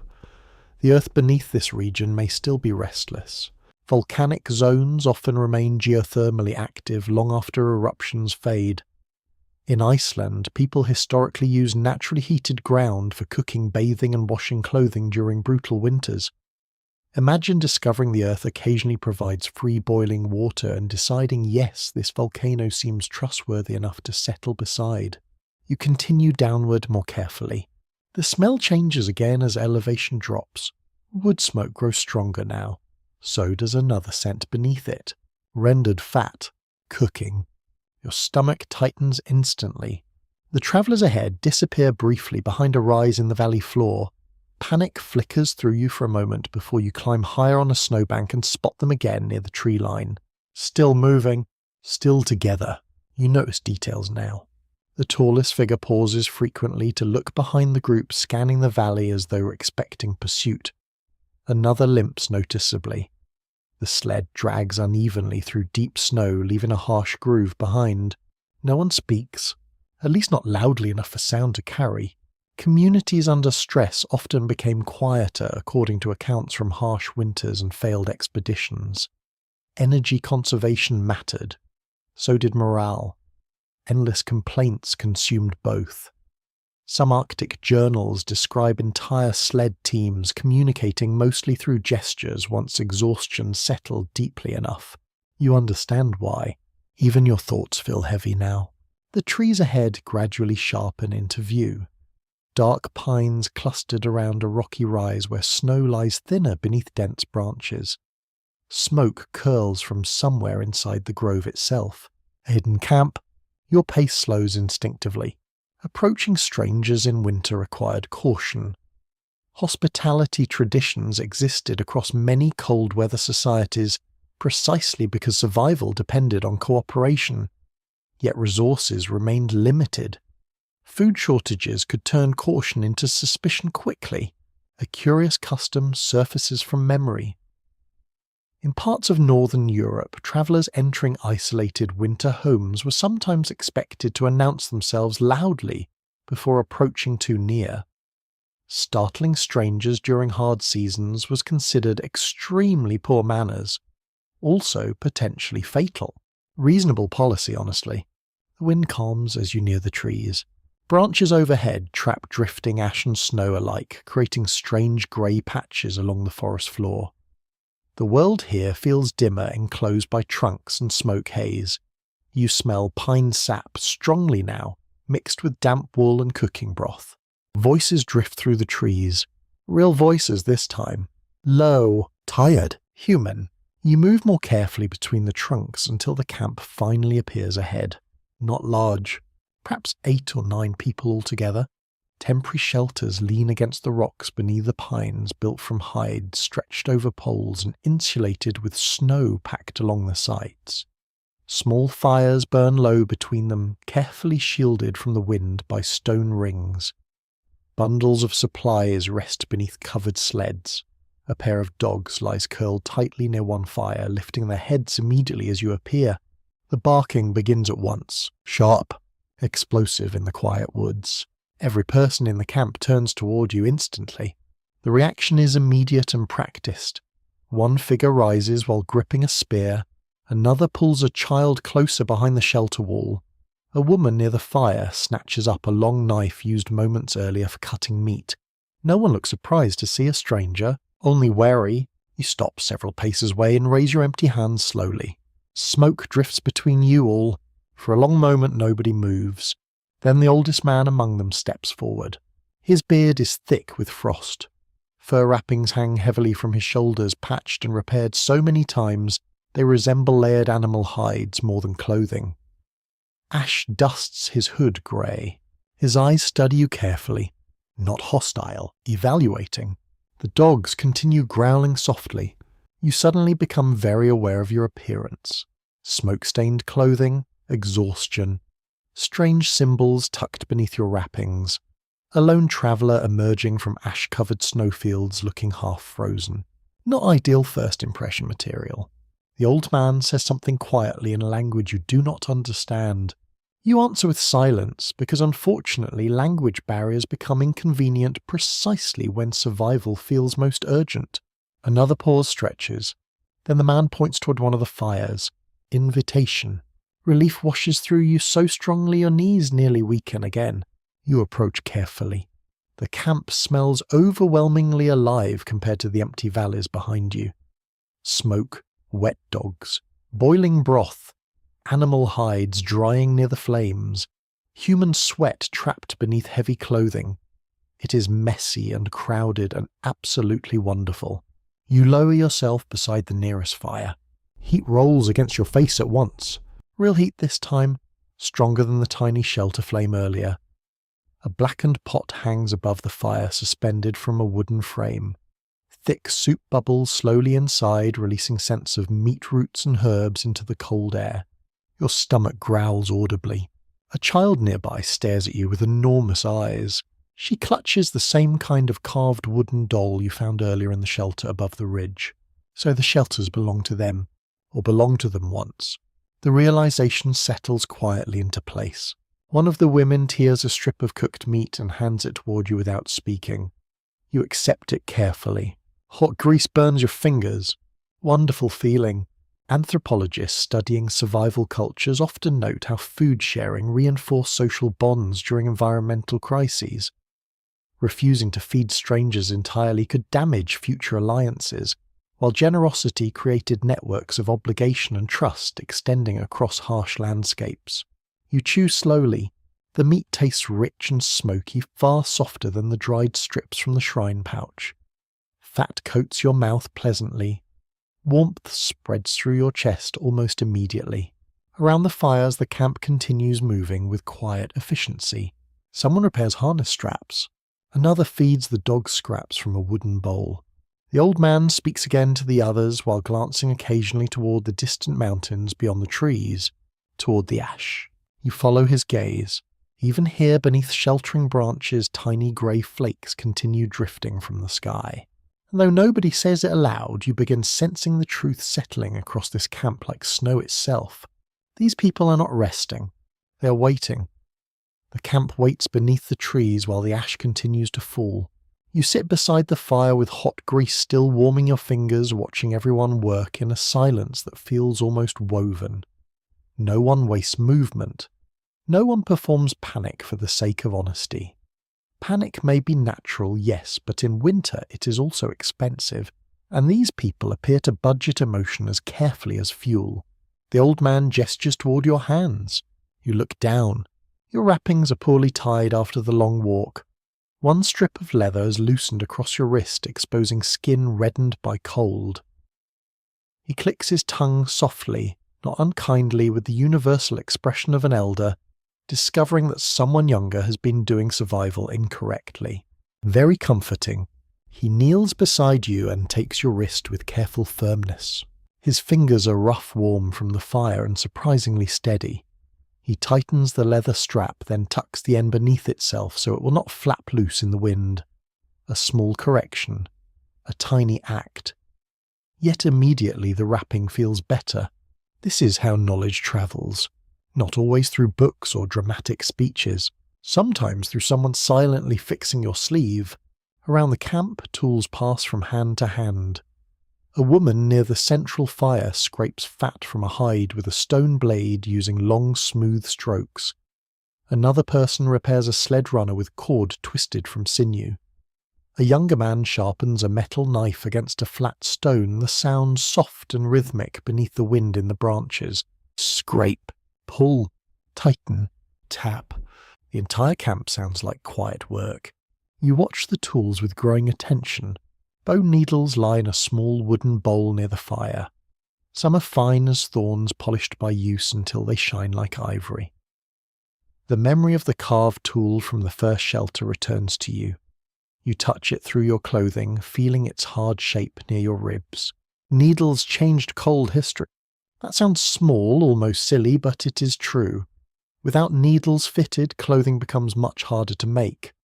Without fitted clothing, people cannot keep warm efficiently in extreme climates. Archaeologists have found eyed bone needles from the Upper Paleolithic, evidence that ancient humans were sewing tailored garments tens of thousands of years ago. Fashion in this case was not vanity. It was thermodynamics wearing fur. A child approaches the bowl and reaches for one needle. An older woman catches his wrist gently before he can grab the sharp end. She turns the needle around and places the safer side into his hand. Teaching continues even during flight. The child watches solemnly, then begins threading cord through a torn patch of hide with intense concentration. His tongue pokes slightly from the corner of his mouth. Some things never change. You shift closer to the fire as the wind sighs through the pines. The warmth feels almost luxurious now, though your back remains cold. Fire heats unevenly. One side bakes while the other negotiates with frost. Ancient camps solved this by rotating bodies like suspiciously thoughtful roast vegetables. Across from you, the woman scraping the hide notices your gaze. She pauses, lifts the stone blade and shows its edge briefly. Sharp, almost glassy. Flint obsidian and other fine-grained stones could hold edges sharper than many modern steel knives, though they chipped easily. Obsidian blades used in ancient cultures were famously keen, sometimes capable of cuts far cleaner than metal. This is one of those facts that makes prehistory feel less primitive and more like everyone had excellent tools with terrible customer support. She resumes scraping. The hide releases a damp animal smell as fat gathers in pale curls. Those curls go into a small pot rather than being discarded. Nothing wasted. Fat can be rendered, used for food lamps, waterproofing medicine, or softening leather. You remember the bitter ash taste in the air and wonder how long supplies will last. Not long enough, perhaps. Near the sled, two people work together repairing a broken frame. One holds the wood steady while the other wraps wet rawhide around the joint. As it freezes and dries, it will tighten like a clamp. Ingenious, slightly disgusting, very effective.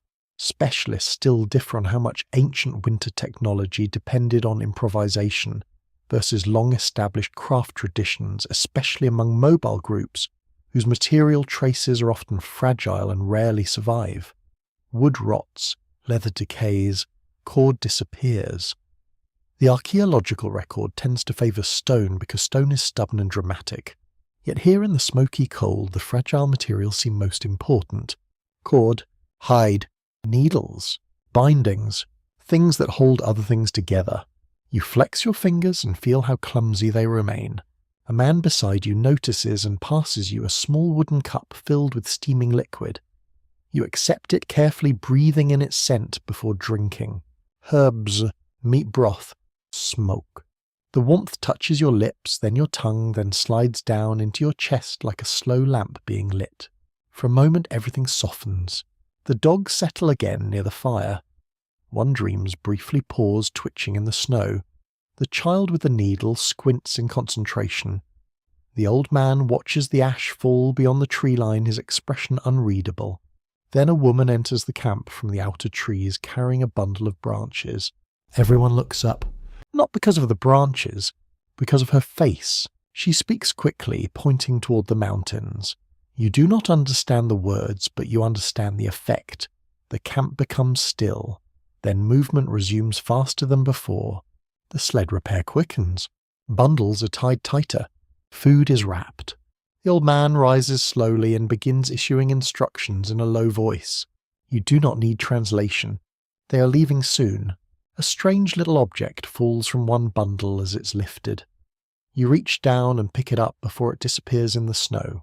A small comb carved from bone. Its teeth are delicate, several broken. You stare at it.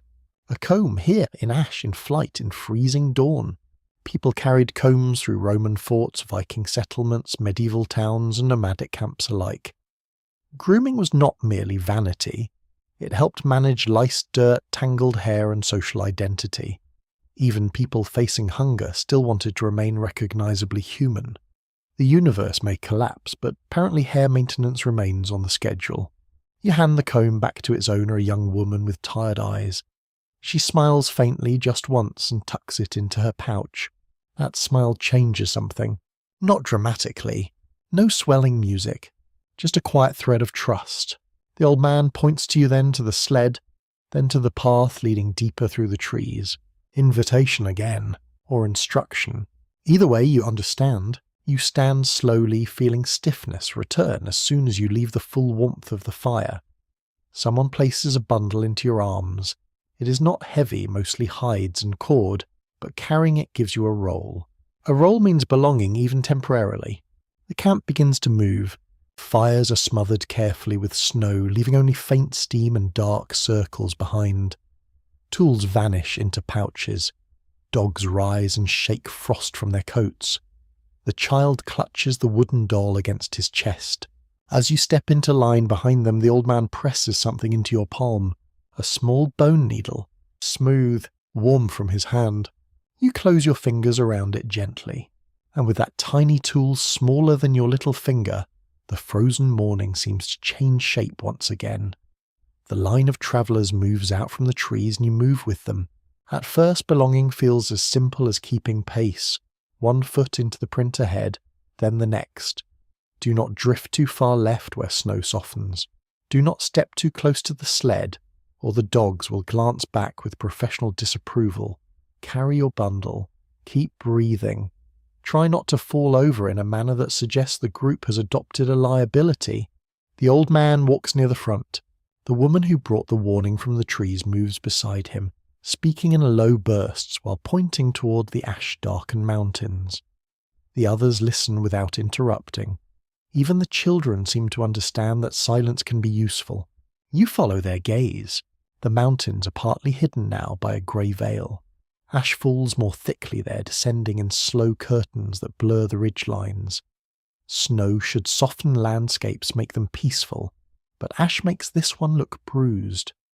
Dark streaks lie across slopes where wind has gathered volcanic dust into long stains. The air tastes bitter again. You pull your face covering higher. The group moves through a shallow pass where black stones break through the snow. Some stones are cracked open, their interiors sharp and glassy. Others lie scattered as if thrown there by a giant hand with poor manners and no respect for footpaths. Volcanic eruptions have shaped human history again and again. The eruption of Thera in the Bronze Age sent ash across the eastern Mediterranean and may have disrupted trade, agriculture and settlements far beyond the island itself. Not every disaster leaves a single neat cause and effect trail, of course. History dislikes tidy filing systems, but ash and ice cores, tree rings and buried ruins reminds us that the ground beneath human plans is not always patient. Here you do not need ice cores. The evidence coats your shoulders. The travellers slow near a field of half-buried stones. Everyone steps carefully now. Snow lies smooth between the rocks, but the old man tests the ground ahead with a long pole before each few steps. Once the pole sinks suddenly into an unseen hollow. He grunts, shifts course, and the entire group follows without question. You peer into the hole as you pass. A thin crust of snow has hidden a gap between rocks deep enough to twist an ankle or worse. The dark space exhales cold mineral air. The landscape is not just scenery. It is a trap with excellent lighting. A young man behind you notices your stare and taps his own walking pole twice against the snow, then points at your feet. Lesson received. Watch the ground, not the drama. Fair. Still, the drama is difficult to ignore. Farther ahead, the pass widens into a basin where ash and snow have mingled into strange grey layers. The surface looks striped like folded cloth. Each gust lifts powder from the top, revealing darker bands beneath. You realise this place has been receiving ash in waves, not once, many times. The people know it too. No one speaks when they see the basin. They only walk faster. You think of ancient chroniclers describing darkened suns and failed harvests. In the year 536, writers across parts of the Mediterranean and beyond recorded a mysterious dimming of the sun, cold summers and crop troubles. Modern research connects that period to major volcanic eruptions, though the exact sequence and consequences remain a subject of ongoing discussion among specialists. Imagine living through a year when daylight itself seemed weakened. then being told later it was all very interesting for climate reconstruction. Helpful, yes. Comforting, not especially. Your group crosses the basin in single file. Ash muffles sound differently than snow. Snow squeaks or crunches. Ash whispers. It makes each step feel private, almost secret. The dogs lower their heads and sneeze occasionally. One child coughs beneath a fur hood, and immediately an older woman adjusts cloth across the child's mouth. Everyone protects breath. Breath is another kind of fire. A peculiar story comes to mind, perhaps, because your mind keeps gathering odd comforts from memory. After some eruptions, people collected fine volcanic ash for cleaning metal or scrubbing surfaces because it could act as a mild abrasive. Catastrophe arrives, blocks. The sun ruins, crops, covers everything in grit, and someone eventually says, well, at least the pots are shiny. Humanity does not waste a good inconvenience. You almost smile, then the ground trembles, very slightly, so lightly you first mistake it for your own unsteady legs, but the dogs feel it too. They stop, ears rise, the sled creaks as the people pulling it pause. Everyone goes still. A low sound follows. Not thunder, deeper, a distant grinding beneath the earth. The old man closes his eyes for one breath as if listening through his feet. Then he gestures sharply. Move! The group obeys at once. No panic, no shouting, just speed. You tighten your grip on the bundle and follow as the line angles toward a ridge on the far side of the basin. Snow deepens near the slope, forcing knees high with every step. Your lungs burn, your thighs protest. The air tastes of smoke and stone and cold. Behind you, somewhere beyond the pass, a dull boom rolls across the mountains. Not close enough to strike terror into the bones. Close enough to make every person move faster. The woman with the knife glances back once. Her face shows no surprise. Only anger, perhaps, or exhaustion sharpened into anger. This disaster has been speaking for some time, and they have clearly heard enough. Experts still wrestle with how ancient communities interpreted repeated natural shocks, whether they saw them mainly as divine displeasure, ancestral warning, environmental pattern, or all of these at once. In truth, the categories may be too modern. When sky-ground animals, crops, and dreams all change together, perhaps explanation becomes less important than movement. You understand that now. Explanation can wait. The ridge rises steeply ahead. Hands grab roots. Stones packed snow. People help one another without ceremony. The young man with the pole pushes the sled from behind while two others pull. The child with the wooden doll is lifted over a rocky step by someone who does not pause afterward to receive thanks. The group functions like a single body. You climb with them. At the top, everyone stops to breathe. The basin below lies pale and grey beneath falling ash. Beyond it, through veils of cloud and drifting snow, the mountains seem to exhale darkness from hidden wounds. A faint red glow pulses beneath one low bank of cloud barely visible in daylight. You stare at it too long. The old man touches your shoulder once, not gently. Wake up! You turn away. Ahead, the land drops towards another valley where a dark line cuts through the snow. A river, perhaps, frozen or partly frozen. Beyond it, forests gather thickly, and somewhere within those trees there may be deeper shelter, better fuel, a chance at nightfall. The group begins descending. You follow, carrying smoke in your clothing, ash on your hair, dried meat against your ribs, and a bone needle in your palm like a promise that small things can still hold the world together. The descent toward the river valley begins with careful silence. No one wants to waste breath after the climb.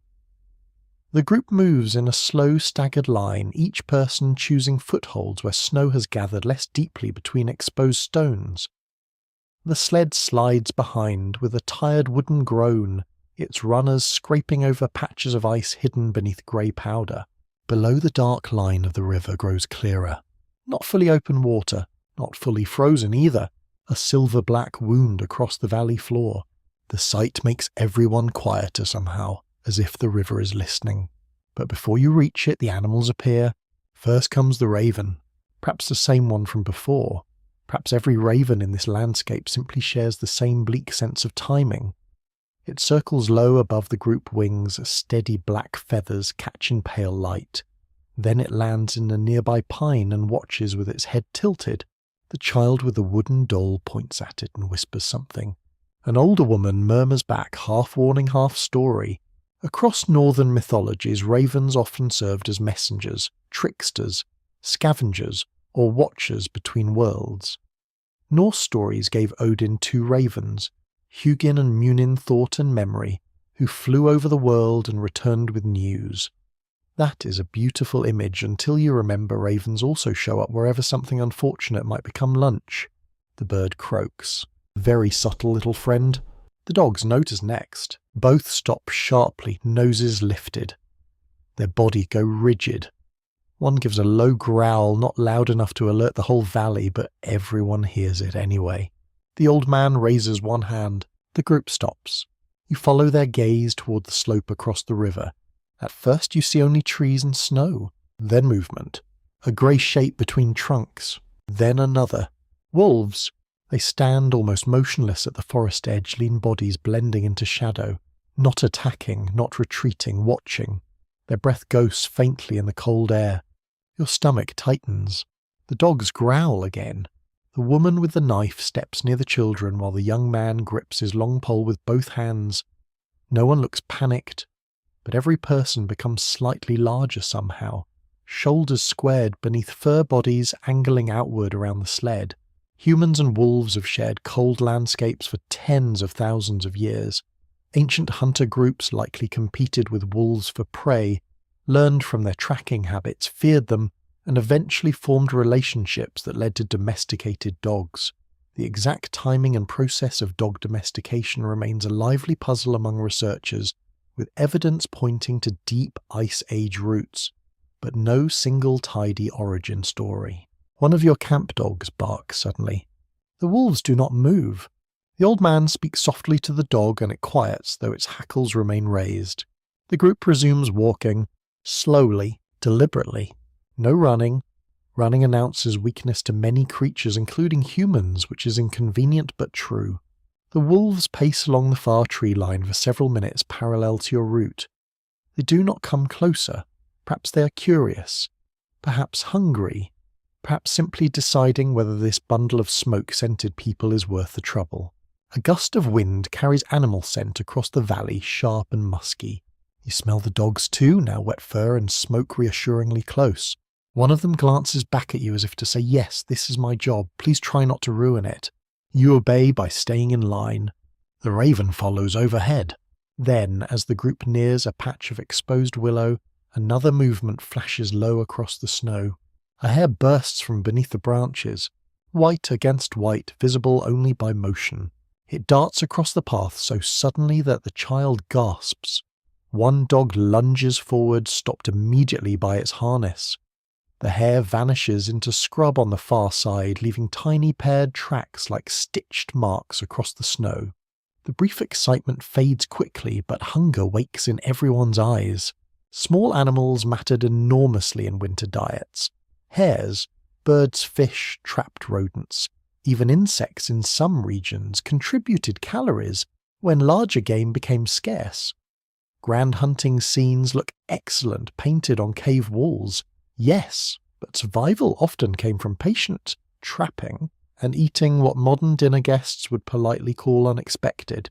You remember the berries from the forest and the tough dried meat from the shrine. Nothing wasted, nothing too humble. A younger woman kneels beside the hare tracks and studies them carefully. She touches the snow, then points toward the willow patch. The old man shakes his head once, no time. The decision passes through the group like a shadow.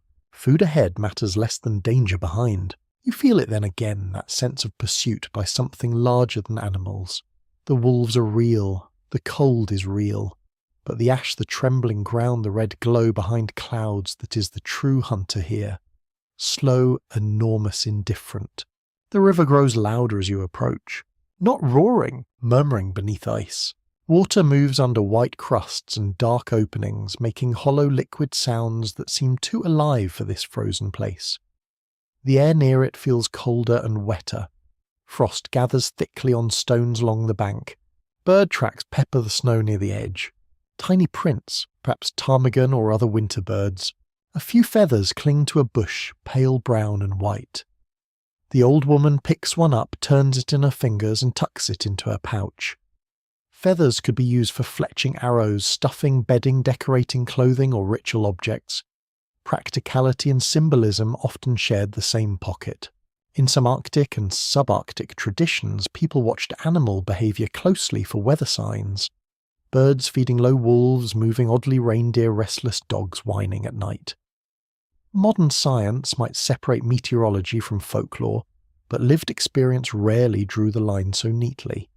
Specialists continue to question how much environmental knowledge in oral traditions encoded real climate observation beneath mythic language. The old woman presses the feather flat in her pouch. Observation becomes memory. Memory becomes instruction. Instruction becomes survival. You step onto the riverbank with the others. The wolves stop at the far trees. They do not follow closer. Perhaps they dislike the open ice. Perhaps the dogs have made their opinion clear. Or perhaps they simply know something you do not. The old man kneels near the river and presses his ear close to the ice. Everyone waits. Water whispers below. The raven lands on a dead branch overhead, shedding a little snow as it settles. For a moment the entire valley seems suspended between breath and decision. People, dogs, wolves, bird, river, ash. All present beneath the same weakened sun. Then the old man rises and points downstream where the river narrows between rocks. The crossing lies there, and animals cleverer than pride remain behind while humans prepare to test the ice. The river crossing begins with listening. Not looking, listening. The old man walks slowly along the bank while everyone waits several paces behind him. He taps the ice with his pole, pauses, then taps again. Each strike produces a slightly different sound. Some places answer with a solid, dull knock. Others reply with thinner, hollow notes that immediately tighten every shoulder in the group. Water speaks through ice if you know how to hear it. You wish very much that you knew how to hear it. The river slides beneath a crust of snow and frozen glass dark water, visible only in narrow seams between white plates. Frost feathers spread across the surface in delicate patterns, beautiful enough to distract you for half a second before common sense remind you that picturesque things are often dangerous. The air here cuts sharper than before. Open water always changes cold. Dampness creeps through clothing faster, breath hangs heavier. Even the ash drifting from the sky seems wetter near the riverbank. The dogs whine softly. One refuses to step too close to the edge. Smart animal. Throughout history, frozen rivers functioned both as roads and killers. Winter crossings allowed armies, traders, hunters, and migrating communities to travel routes impossible during warmer months.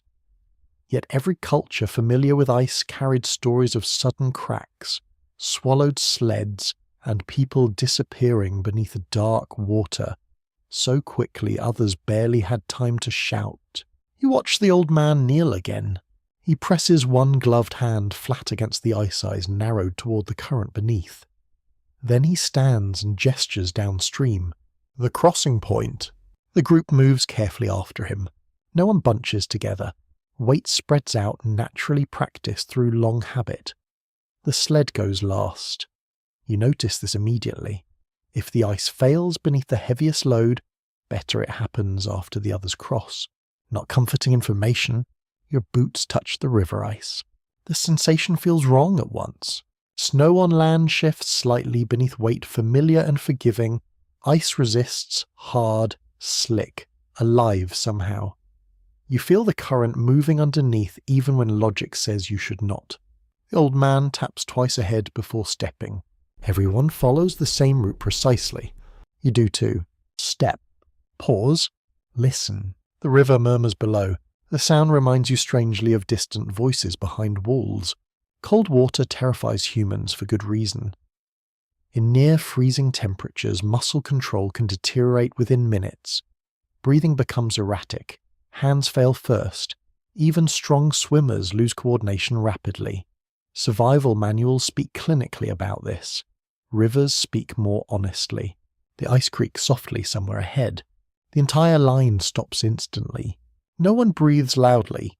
The sound does not repeat. Slowly movement resumes. You keep your eyes fixed on the boots ahead of you. One careless step sideways could place weight over thinner ice hidden beneath snow. Rivers freeze unevenly depending on depth current speed rocks and hidden springs below the surface. The child with the doll rides now on the sled beneath wrapped hides. Only wide eyes peek out from the furs. One dog walks beside the sled, constantly occasionally nudging it with its nose, as though checking whether the child still exists. That tiny gesture warms something inside you more effectively than the fire earlier. People survived harsh climates partly because animals joined them in the effort. A strange historical detail drifts into your mind while you inch across the ice. In medieval northern Europe, some communities believed church bells could prevent rivers from freezing dangerously or breaking suddenly during winter floods. Humans really do hear mysterious sounds from ice and immediately decide spiritual negotiations seem appropriate.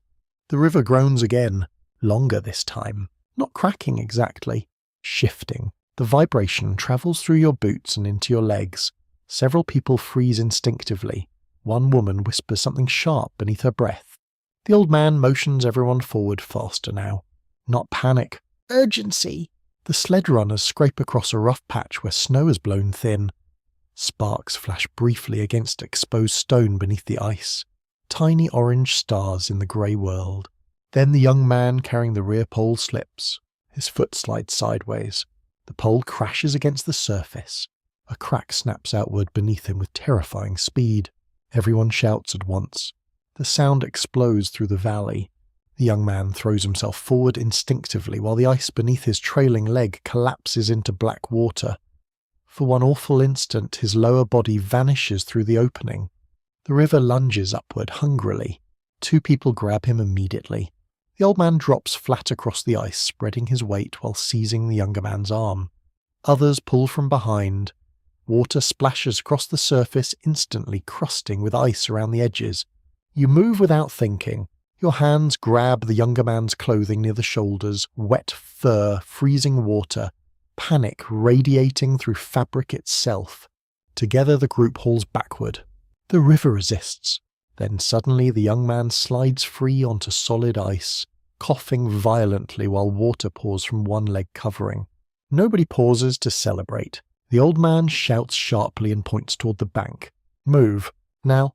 The group surges forward in controlled terror. Ice cracks softly beneath several steps. The sled jolts violently. Dogs bark. The child begins crying under the hides. You run carefully, which is perhaps the least reassuring phrase imaginable. The far bank rushes closer. Snow. Stone. Trees. Solid earth never looks so beautiful. One by one the group scrambles onto the shore. Hands pull. Boots slide. Wet fur drips freezing water onto the snow. The dogs reach land first and immediately shake themselves with insulting cheerfulness. The young man collapses near the bank, breathing hard. His soaked leg wrappings steam faintly in the cold air.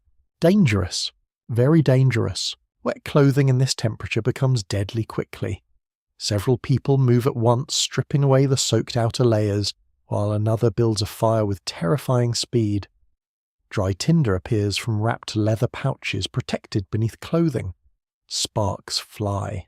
Smoke rises. No wasted motion. The young man's skin beneath the wet wrappings looks pale and angry red. His teeth chatter violently now that adrenaline fades. You kneel nearby, holding one of the dry hides someone thrusts into your arms.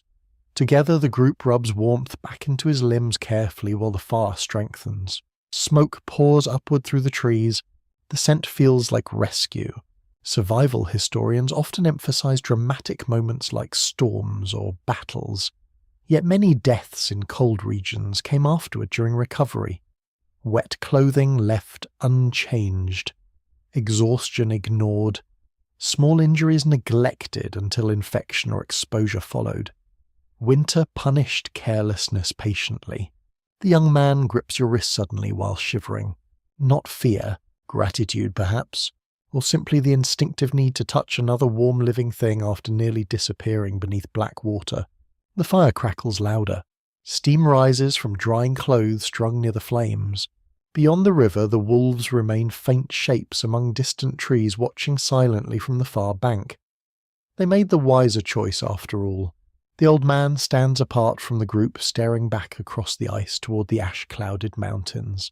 You follow his gaze. Another faint tremor rolls beneath the earth, and somewhere far away beyond the frozen river something enormous continues waking beneath the snow.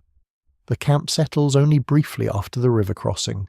Fire first. Always fire first. The flames climb quickly beneath the trees fed by dry wood carried carefully through the journey for exactly this kind of disaster. You kneel close enough for heat to sting your face while steam rises from the young man's soaked wrappings. His shivering grows violent for several minutes. Then worse. It slows. That frightens everyone more. The old woman presses warm stones wrapped in fur against his sides while another traveller rubs his hands firmly between their own. The dogs crowd nearby, adding heat with their bodies. No one speaks much. The camp has entered that strange focused silence people use when every action matters too much for conversation. You feed another branch into the flames. The wood snaps sharply, releasing sparks into the ash-filled air. Cold water steals warmth faster than winter wind ever could. Accounts from polar expeditions repeatedly describe men surviving blizzards only to collapse after soaked clothing froze against their skin. One 19th century explorer reportedly described wet boots as portable graves, which feels dramatic until you stand beside a half-frozen traveller steaming beside a fire in the middle of nowhere. Then it feels perfectly reasonable. The young man coughs suddenly. Good sign. Someone exhales softly in relief. The old man nods once and finally sits near the flames, though his eyes continue drifting toward the distant mountains beyond the river. The ash fall has thickened again. Tiny grey particles settle across blankets, shoulders, dog fur, even the soup pot hanging near the fire.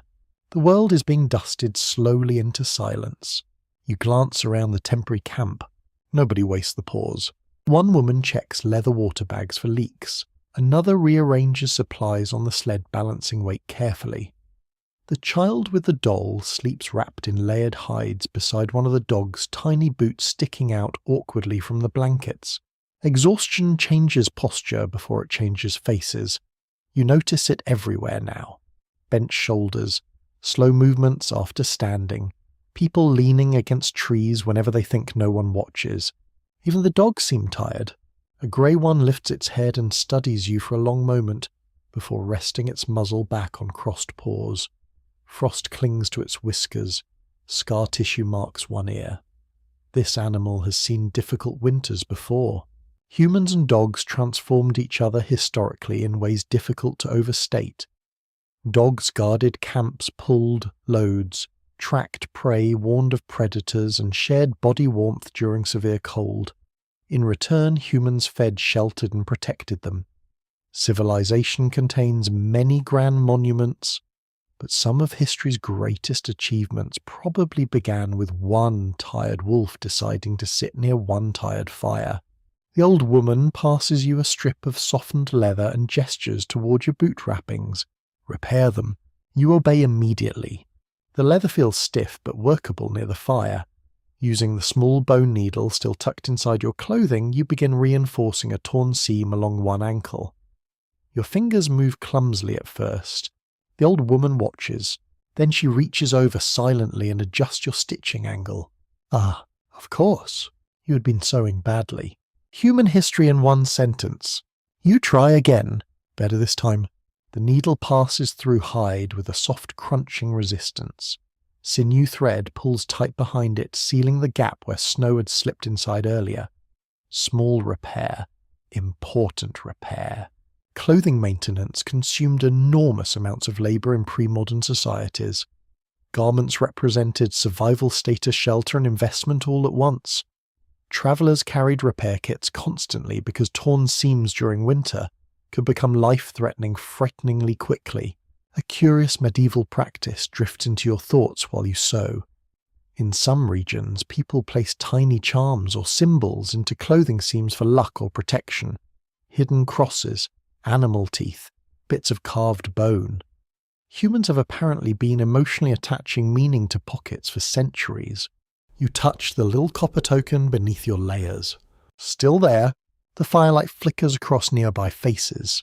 You realize now that everyone here carries something personal despite the urgency of flight.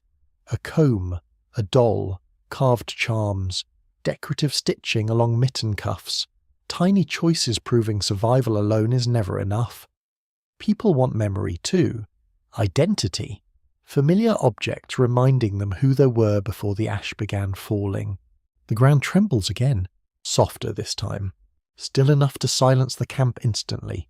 A few flakes of snow tumble from the pine branches overhead. The dogs lift their heads together. No boom follows, only silence. Researchers examining ancient disaster migration sometimes struggle to determine exactly when fear overtook practicality in moving communities away from danger zones. Did people leave after one eruption? 210 human beings are remarkably capable of adapting to worsening conditions until suddenly adaptation becomes evacuation. Looking around this camp, you suspect these people waited longer than outsiders later would consider wise. Because leaving means abandoning things. Homes. Tools too heavy to carry. Buried food stores. Familiar routes. Perhaps graves. The old man reaches into a pouch and removes a small object wrapped carefully in cloth. He unfolds it beside the fire. Inside lies a carved piece of dark stone, smooth from handling. The shape resembles the mountains beyond the river, though simplified into sharp triangular lines. Red pigment stains one side faintly. The others watch silently. A ritual, perhaps, or memory. He turns the stone slowly in the firelight before wrapping it again and returning it to the pouch. No one explains. No one needs to. A gust of wind pushes smoke sideways through the trees. Ash swirls with it, turning the air hazy. The smell of sulphur sharpens briefly enough to wrinkle noses round the fire. Then comes another sound. Not thunder, not the deep grinding from before. This one resembles distant cracking ice mixed with rushing wind. You look toward the mountains. A dark cloud rises above the ridgeline, now thicker than the ash haze surrounding it. It climbs slowly upward, spreading across the pale sky. The camp reacts immediately. People stand. Supplies vanish into sled bundles. The young man, nearly lost to the river, struggles upright despite protests. One dog begins barking sharply toward the ridge. Movement again. Always movement. The fire is extinguished fast beneath packed snow. Steam erupts upward in white clouds.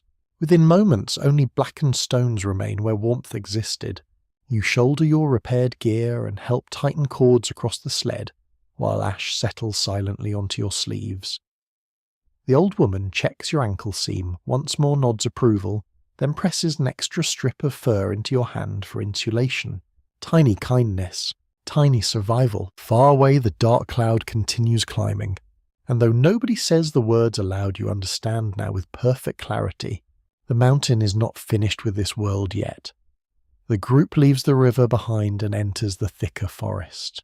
Trees close around you like tired guardians, their branches heavy with snow and ash. The wind fades again, broken apart by trunks and stone, and the sudden quiet feels almost soft after the open valley. Only the sled speaks now, scraping and sighing behind the dogs as it moves over hidden roots beneath the snow. You follow the others through a route that does not look like a route. No poles mark it. No visible trail cuts through the trees, and yet the old man knows where to go. He turns before obvious obstacles appear. He avoids hollows before anyone steps into them. He leads the group around a stand of dead pines without hesitation, then down into a narrow gully where the snow lies firmer. Watching him is like watching someone read a book printed on the landscape itself. You try to see what he sees. A broken branch at shoulder height. A moss-covered rock shaped like a sleeping animal. 3 birches growing close together. The bend of a frozen stream beneath snow. Memory guides the feet where maps would only get damp and become useless. For much of human history, travel depended on remembered landscapes. Before printed maps became common routes lived in songs, stories, landmarks, seasonal habits, and the bodies of people who had walked them many times. Polynesian navigators crossed vast oceans using stars, swells, birds, and memory. Desert guides tracked wells and dunes. Northern travellers remembered valleys, winter ice, and shelter places. You're walking inside an archive made of snow. The old woman beside you notices your attention and taps her temple lightly. Then she points ahead. Remember. Simple lesson. Very difficult homework. The child with the wooden doll begins murmuring softly from the sled. At first you think she's upset, but then you hear rhythm in it. A chant, perhaps. The words rise and fall in gentle repetition matching the pace of travel. The old woman joins quietly. Then another traveller. Soon several voices weave together, low and almost sleepy. The song seems to name things. At least that is what the gestures suggest. A ridge, a stream, a red stone, a place where birds gather. The melody moves with the journey marking the order of the route. Many cultures use songs as memory tools. In indigenous Australian traditions, songlines connected landscape story lore and travel. In other regions, sailors, herders, and pilgrims remembered routes through repeated verses. A tune can carry distance when written signs vanish beneath weather. You listen, letting the soft sounds settle into your breathing. The forest changes around you. Pines give way to birches with white trunks marked by dark scars.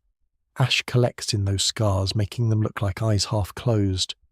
The air smells cleaner here with less sulphur and more frozen bark. Somewhere nearby, water trickles faintly beneath ice. The group pauses near a cluster of stones, not to rest, to check memory against place.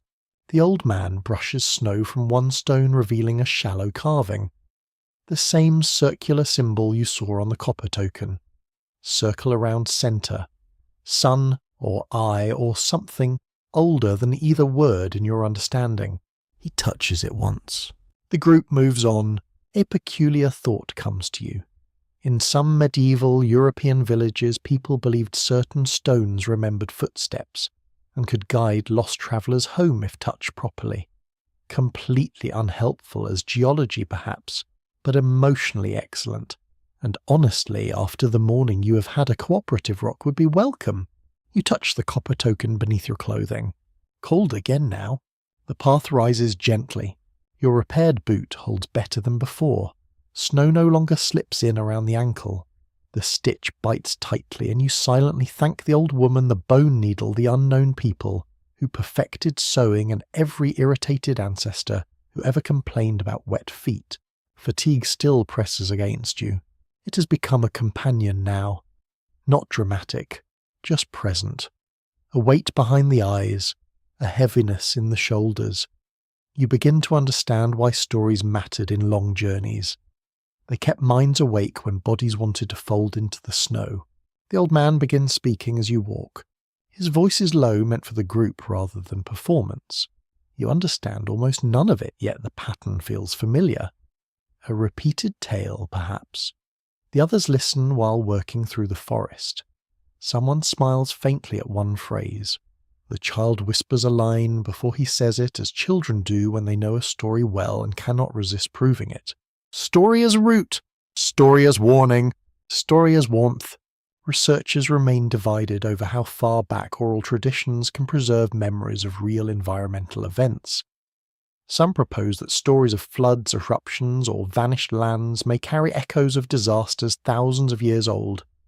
Others warn that tales transform too much across generations to serve as simple historical records. Both views can be true in their own uncomfortable way. Memory does not behave like a ledger. It behaves like fire changing shape while keeping heat. The old man points toward the mountains once during the tale. Everyone glances back. The ash cloud remains above the distant ridge, dark and swollen. Even through the trees you can see it spreading. The group walks faster. You begin noticing how each person carries memory differently. The young man who fell through the ice watches every patch of snow near hidden water now. His body remembers before his pride can object. The old woman checks children's wrappings without looking directly, hands moving from habit. The knife-carrying woman studies tree lines for movement, measuring safety by shadows. Your own body remembers too. The snow hollow where you woke, the tiny ember dying once before catching, the river cracking beneath the boots, the metal charms clinking at the shrine. Each memory becomes instruction. Do not sleep too long and comfort. Keep tinder dry. Trust the ice only after listening. Leave small signs for those behind you. The forest opens briefly onto a small clearing where snow lies undisturbed beneath grey light. In the centre stands a dead tree split by lightning or age. Its trunk has been carved with dozens of marks, some old and softened, others newer and sharp. The group stops. One by one, several travellers touch the tree. The old man removes a small knife and cuts a fresh notch near the others. Not deep, just enough, a record that they passed here, a promise that someone may read it later. You stand before the tree for a moment, listening to ash settle on its dead branches. Then the old man offers you the knife. You hesitate. The group waits, so you carve one small mark near the lower trunk. Awkward, uneven, yours. The knife returns to its owner. Nothing more is said, but when the group begins walking again, you feel subtly changed. You have left a sign in this frozen world. Tiny, yes, almost nothing. But memory often begins that way, as one small cut in wood or one whispered line, in a song one person telling another where the snow held firm and where the river tried to take someone under. Ahead the forest darkens once more. And somewhere beyond it, if memory can be trusted, there is a place where night may be survived. The forest thins as afternoon light spreads weakly across the snow. You expect warmth when the sun appears fully at last. Some old animal, part of the body, still believes daylight should help. It sees brightness and prepares for comfort, as if the sky has finally remembered its responsibilities. But the sun gives almost nothing. It hangs low behind a veil of ash and pale cloud, round and dim, more like a coin seen beneath ice than a living star. Its light falls across the trees without strength. Shadows stretch blue and long over the snow, beautiful in the most suspicious possible way. The group moves into open ground again. A broad white slope rises ahead, leading toward a ridge where the old man seems determined to go before nightfall. Beyond that ridge, perhaps shelter waits. Perhaps thicker forest. Perhaps another empty place full of other people's abandoned plans. You no longer assume the landscape is honest. Your breath comes steadily now, though every inhale tastes faintly of ash. The sun brightens the snow enough to make your eyes ache. You squint beneath your hood. Light reflects upward from every direction, slipping beneath lashes, striking from below, making the world shimmer at the edges. Snow blindness has troubled winter travellers for centuries. Bright reflected light can damage the eyes even in freezing temperatures, especially across open fields, glaciers, or sea ice. Arctic peoples developed ingenious eye protection from bonewood or antler with narrow slits that reduced glare. Ancient sunglasses, basically though less fashionable for beach vacations, are much better for not wandering blind into a crevice. The old woman notices you're squinting. She stops beside you, reaches into a pouch and pulls out a strip of darkened leather with 2 narrow cuts. She presses it toward your face and gestures. You tie it around your head. The world narrows into 2 thin bands. Immediately the glare softens. You look rather dramatic now, no doubt. A smoke-scented ash-dusted, half-frozen traveller wearing survival eyewear made from leather. Somewhere far in the future, people will pay too much money for outdoor gear and still complain the colour options are limited. The group continues upward. Snow crust breaks beneath your boots with each step. Under the crust lies softer powder, forcing your legs to work twice as hard. The sled requires pushing now. You help near the rear with the young man who fell through the ice earlier. His face remains pale, but he moves stubbornly jaw-tight, refusing to be treated as cargo. The sun catches on the river far below. From this height, the crossing looks peaceful. A dark ribbon winding through white fields, wolves now gone from the opposite bank, the broken ice patch hidden by distance. Danger becomes picturesque once you survive it. Very unfair behaviour. You glance back toward the mountains. The ash cloud continues spreading across the sky, though it has flattened now into a vast grey canopy. Beneath it, the sun's light turns coppery near the horizon. The colour stains snowfields faintly gold, then red, then grey again as clouds pass. Ancient observers often recorded unusual suns during volcanic or dust events.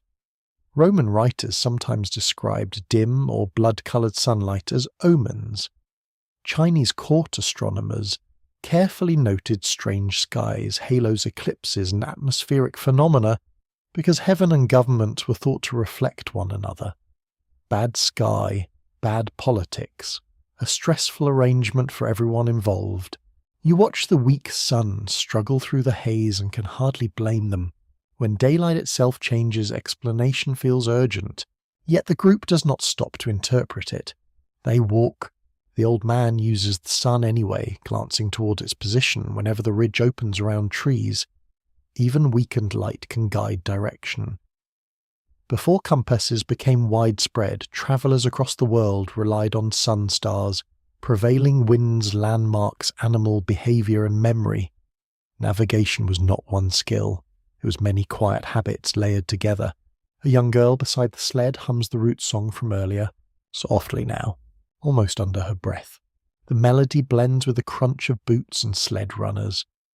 You find yourself matching your steps to it, letting the rhythm carry you when your thighs burn. The slope steepens, air thins in a way you feel less in your lungs than behind your eyes. Your body has endured cold hunger, fear, wet river spray, and too much walking for one extremely eventful dawn. Afternoon seems an ambitious concept. Still warmth would help. The sun declines to participate. You raise one hand toward it, palm open. Nothing. A pale glow through leather wrappings. In some northern folklore, winter sunlight was described almost as a visitor, brief and fragile, something welcomed but not trusted. Communities held festivals around the return or strengthening of the sun after deep winter. Candles, fires, wheels of flame, songs, offerings. People understood on a bodily level that light returning did not instantly mean safety. A charming old custom from parts of Europe involved rolling burning wheels down hills during seasonal festivals to symbolize the sun's strength. Excellent symbolism. Questionable fire safety. Very human. The old woman sees you looking at the sun and says something quietly. You do not know the words, but her tone carries warning. Do not trust it, or perhaps keep moving. At this point, both messages are functionally identical. A discussion persists among climate historians about how communities responded psychologically to years of weak sunlight after major eruptions. Some emphasize food stress and economic disruption, while others point to ritual change, migration, scapegoating, and altered stories about the sky. People do not experience climate only through harvest numbers. They experience it through cold hands, anxious sleep, strange dawns, and the uneasy feeling that yesterday's rules no longer apply. You understand that in your bones now. Yesterday perhaps fire was nearby. A shelter was certain. The route was known. The sun meant morning. Today, each of those things must be questioned. The group reaches the top of the ridge near late afternoon. Everyone pauses. Below lies a long descending valley filled with dark spruce trees. Smoke rises from somewhere near its centre. Not the thin emergency smoke of your abandoned shelter. Not the distant volcanic plume. Camp smoke. Several columns of it faint but steady, lifting vertically in the calmer air beneath the trees. A sound passes through the group. Not quite a cheer, more like breath returning. The old man lowers his pole. The child with the doll sits up in the sled. Even the dogs seem to sense the changes, lifting tails, moving once or twice with cautious optimism. You stand beneath the powerless sun, staring down into the valley, where smoke promises people heat, food, perhaps walls thick enough to hold back night. Behind you ash dims the sky. Before you smoke rises, and for now that is enough to keep walking. The ridge gives you the valley like a difficult gift. Below, dark spruce trees gather thickly around the faint columns of smoke. The sight pulls everyone forward, yet no one rushes. Hope is useful, yes, but winter has a habit of punishing enthusiasm. So the group studies the descent in silence, measuring slope, snow distance and daylight. The old man stands at the edge with his pole planted before him. Beside him, the knife-carrying woman scans the tree line. The young man who nearly vanished beneath the river leans on the sled, breathing through clenched teeth but refusing to sit. The child clutches the wooden doll beneath her chin, watching the smoke as though it might disappear if she blinks. You understand the feeling? Smoke can be a promise. Smoke can also be a warning. A settlement might welcome travellers, or it might be too hungry to share. A campfire might mean kin strangers, raiders' sickness, or people already fleeing something worse. In hard winters, every direction contains a bargain. The old man points toward the valley floor, then gestures left toward a lower forest route, then right toward a bare slope that cuts more directly toward the smoke. He speaks to the others in short phrases. A discussion follows, quiet but tense. You do not know the words, but you understand the choices. Left means trees, shelter from wind, more fuel, slower travel, perhaps deeper snow. Right means open slope, faster descent, clearer view, greater exposure, and nowhere to hide if weather turns or ash thickens. The sun hangs behind the group, dim and low. Not much daylight remains. Your feet throb inside the repaired wrappings. Your shoulders ache from carrying the bundle. Your stomach, despite food, has begun its slow complaint again. The group's supplies are not endless. Neither is strength. Travel decisions in pre-modern winters could decide the fate of entire groups. Merchants crossing mountain passes, armies marching through snow pilgrims, moving between hospices, nomads following seasonal pasture all face the same cruel question. Take the safer slow route and risk nightfall, or the faster dangerous route and hope judgment holds. People often remember history as events. In reality, it was also 1,000 tired route choices. The debate continues. The old woman kneels and scoops snow from the ridge edge, pressing it between her fingers. She studies the crust, then tosses it aside. The young man points to the open slope and taps the sky, warning perhaps of darkness. Another traveller points toward the trees and makes a sweeping gesture like wind moving beneath branches. The dogs settle the matter partly by sniffing toward the forest route and pulling that way. Everyone notices. No one laughs. Animals know terrain differently. Historical travellers often trusted horses, dogs, reindeer, mules and camels when conditions became uncertain. There are accounts of pack animals refusing bridges, avoiding thin ice, or finding buried paths beneath snow. Of course, animals can also make terrible decisions, but then again so can committees. The old man finally nods toward the trees. Left, the slower route. A wave of decision passes through the group, and with it relief and frustration together. The open slope would have been easier to understand. Downhill, smoke, straight line, very appealing to cold legs and impatient minds. But straight lines are a modern luxury. Ancient landscapes often rewarded curves. You descend into the trees. At once the wind softens. Branches catch ash and snow above you, dropping little grey clumps whenever disturbed. The forest smells of resin, damp bark and animal trails hidden beneath snow. Twilight gathers early here. The dim sun cannot push far between the trees, and the world turns blue around the edges. The route curves around gullies and fallen trunks. Several times you lose sight of the smoke completely. Each time unease rises inside you. Are you still moving toward shelter or merely deeper into forest? The old man seems certain, but certainty borrowed from others can feel thin when your own body's tired. You watch the signs he follows. A line of wind-bent trees, a patch of exposed roots where animals have crossed repeatedly, a hollow where snow lies smoother, marking an old stream bed frozen underneath. The group moves along it carefully. Here you face another choice within the larger one. Keep near the sled where others can help you if you stumble or drift slightly outward to watch the flank like the knife-carrying woman does. You choose the sled. Practical, humble, not exactly heroic. But heroes with twisted ankles become burdens very quickly. A curious detail comes back as you walk. Medieval travel manuals and monastic guest rules often stress the obligation to receive winter travellers, because turning someone away in freezing weather could amount to a death sentence. Hospitality in cold regions was not merely kindness. It was infrastructure before infrastructure had a budget. You hope the smoke ahead belongs to people who respect tradition. The forest darkens further. The old man stops near a fork between two narrow passages through the trees. One dips toward a ravine where water can be heard trickling below ice. The other climbs slightly over a ridge where snow has blown thinner, but branches look more tangled. Again the group pauses. Again choice. The ravine route offers easier walking and likely leads toward the valley centre. But water means unstable ice, hidden openings, and cold, damp air.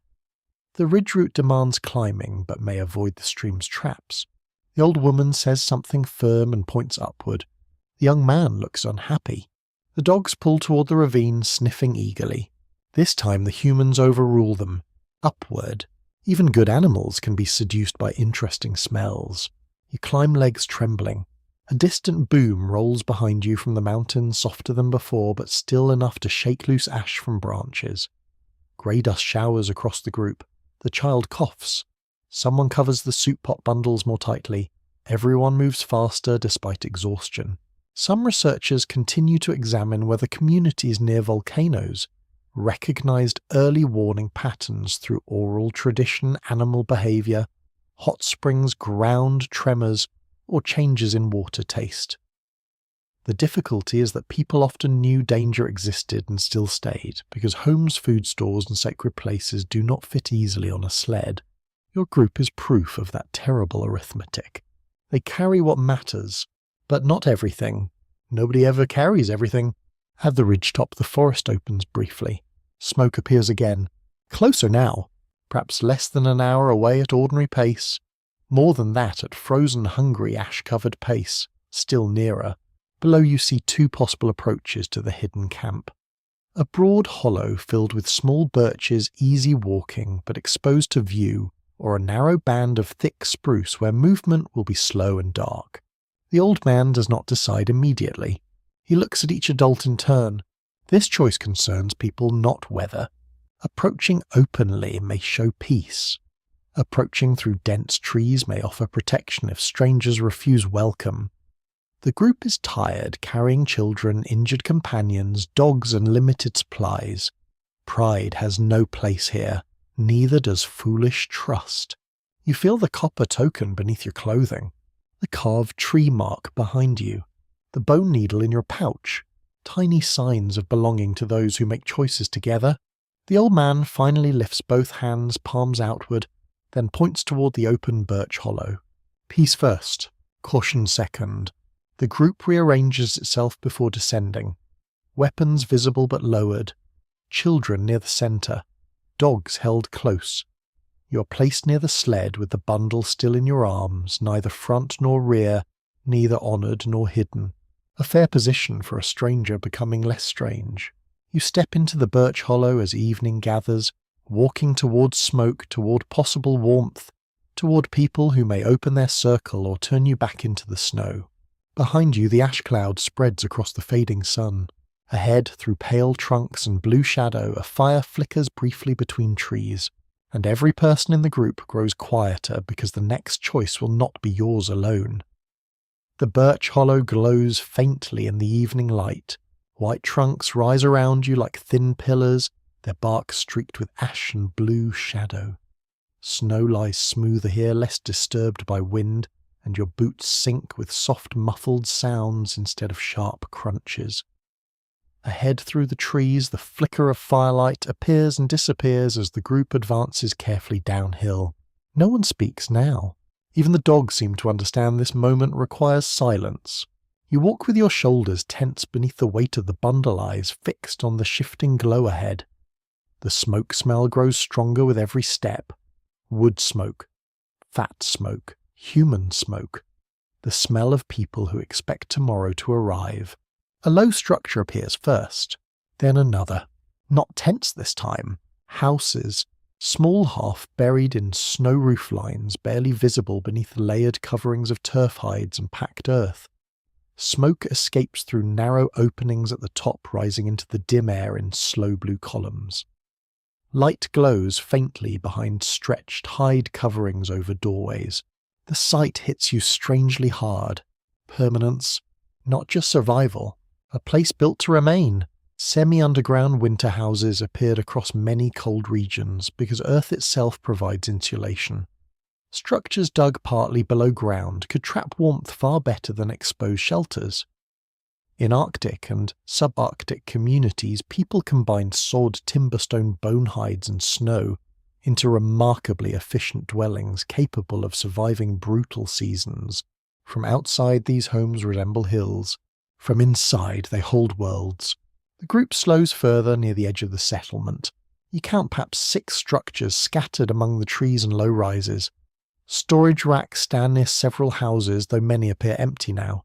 Sleds lean against poles crusted with frost. A few figures move between the homes, stopping immediately when they notice your arrival. The camp has seen strangers before. You can tell by the way nobody panics. But nobody relaxes either. An older woman emerges from the nearest doorway carrying a lamp fueled by animal fat. The flame flickers gold against the blue evening. She says something sharp toward the old man leading your group. He answers calmly. The conversation continues while everyone waits in the snow. Your legs tremble slightly from standing still after so much walking. Fatigue catches up quickly once movement stops. The child with the wooden doll nearly falls asleep sitting upright on the sled. Then the older woman with the lamp looks directly at you. Long pause, very long pause. You suddenly become aware again that you arrive from nowhere wearing smoke-stained furs carrying unfamiliar symbols and following a migrating group through ash-covered wilderness. Not ideal introduction. She steps closer. The lamplight reveals deep lines around her eyes and tiny beads stitched into the edge of her hood. One bead is carved from pale blue stone, another from polished bone, decoration surviving beside necessity once again. Her gaze drops briefly toward your chest, toward the hidden copper token beneath your wrappings. Interesting. She says something quieter now. The old man answers with fewer words this time. Then finally the woman steps aside and gestures toward the nearest house. Relief moves through the group like warmth itself. Not celebration, not safety, but acceptance. You duck through the low doorway after the others. Warmth strikes immediately. Not overwhelming heat. Softer than that. Layered heat. Fire bodies lamp's breath cooking wool damp fur drying near coals. After endless snow and ash, the air inside feels almost thick enough to touch. The ceiling hangs low overhead, supported by dark wooden beams blackened with smoke. Sleeping platforms line the walls layered with hides and woven blankets. Clay pots simmer near a central fire pit, while racks overhead hold drying fish herbs and strips of meat. The smell is incredible. Smoke. Stew. Leather. Wet snow melting from boots. Human life. You crouch instinctively near the entrance while others unload supplies. Steam rises from clothing as frost melts. One of the dogs immediately circles twice and collapses beside the fire with a dramatic sigh that strongly suggests it considers itself the hardest working member of the expedition. Possibly correct. A young woman hands you a wooden bowl. Inside steams thick soup filled with roots, herbs, and small chunks of meat. Your hands almost shake taking it. Communal meals form the centre of winter survival in many societies. Shared cooking, reduced fuel use, strengthened cooperation, and ensured food distribution remained visible to everyone. Eating alone during scarcity could provoke suspicion quickly. You sip carefully. Salt, fat, heat. The soup tastes like returning from somewhere terrible. Conversation rises slowly around the room now that immediate danger is eased. You still understand none of the language, yet tones become easier to read. Questions, explanations, worry, relief. Someone laughs, once short and tired. The sound feels precious. Near the fire, an elderly man repairs a fishing net with astonishingly nimble fingers despite his age. Beside him hangs a collection of carved hooks made from bone and metal. Rivers beneath winter ice remain crucial food sources in many northern communities. Ice fishing technologies stretch far back through history, though archaeologists continue discussing how sophisticated some prehistoric winter fishing systems may have been. The old fisherman glances toward you briefly, then returns to the net. Acceptance enough. A peculiar object catches your attention near one sleeping platform. Tiny carved animals arranged in a row: bear, bird, fish, wolf, each worn smooth from handling. Children's toys, perhaps, or teaching tools. Some northern communities used carved miniatures to teach animal behavior storytelling, or hunting traditions to children during long winters indoors. Learning and play rarely separated neatly in survival cultures. The child with the doll notices you looking and proudly places her wooden figure beside the little carved animals, newest member of the collection. Outside, wind brushes softly against the roof covering. The sound feels distant now, contained. You realize with sudden force how exhausting exposure had become. Here walls exist. Heat stays where it is made. Snow remains outside unless carried in. Civilization can sometimes be measured by how far away the wind sounds at night. The older woman with the lamp kneels across from you. She studies your face for a long moment before reaching out one hand slowly. You hesitate only briefly before placing the copper token into her palm. Her expression changes immediately. Recognition. She turns the token in the firelight, thumb brushing the carved symbol. Others nearby notice and begin murmuring quietly. The old man says something to her.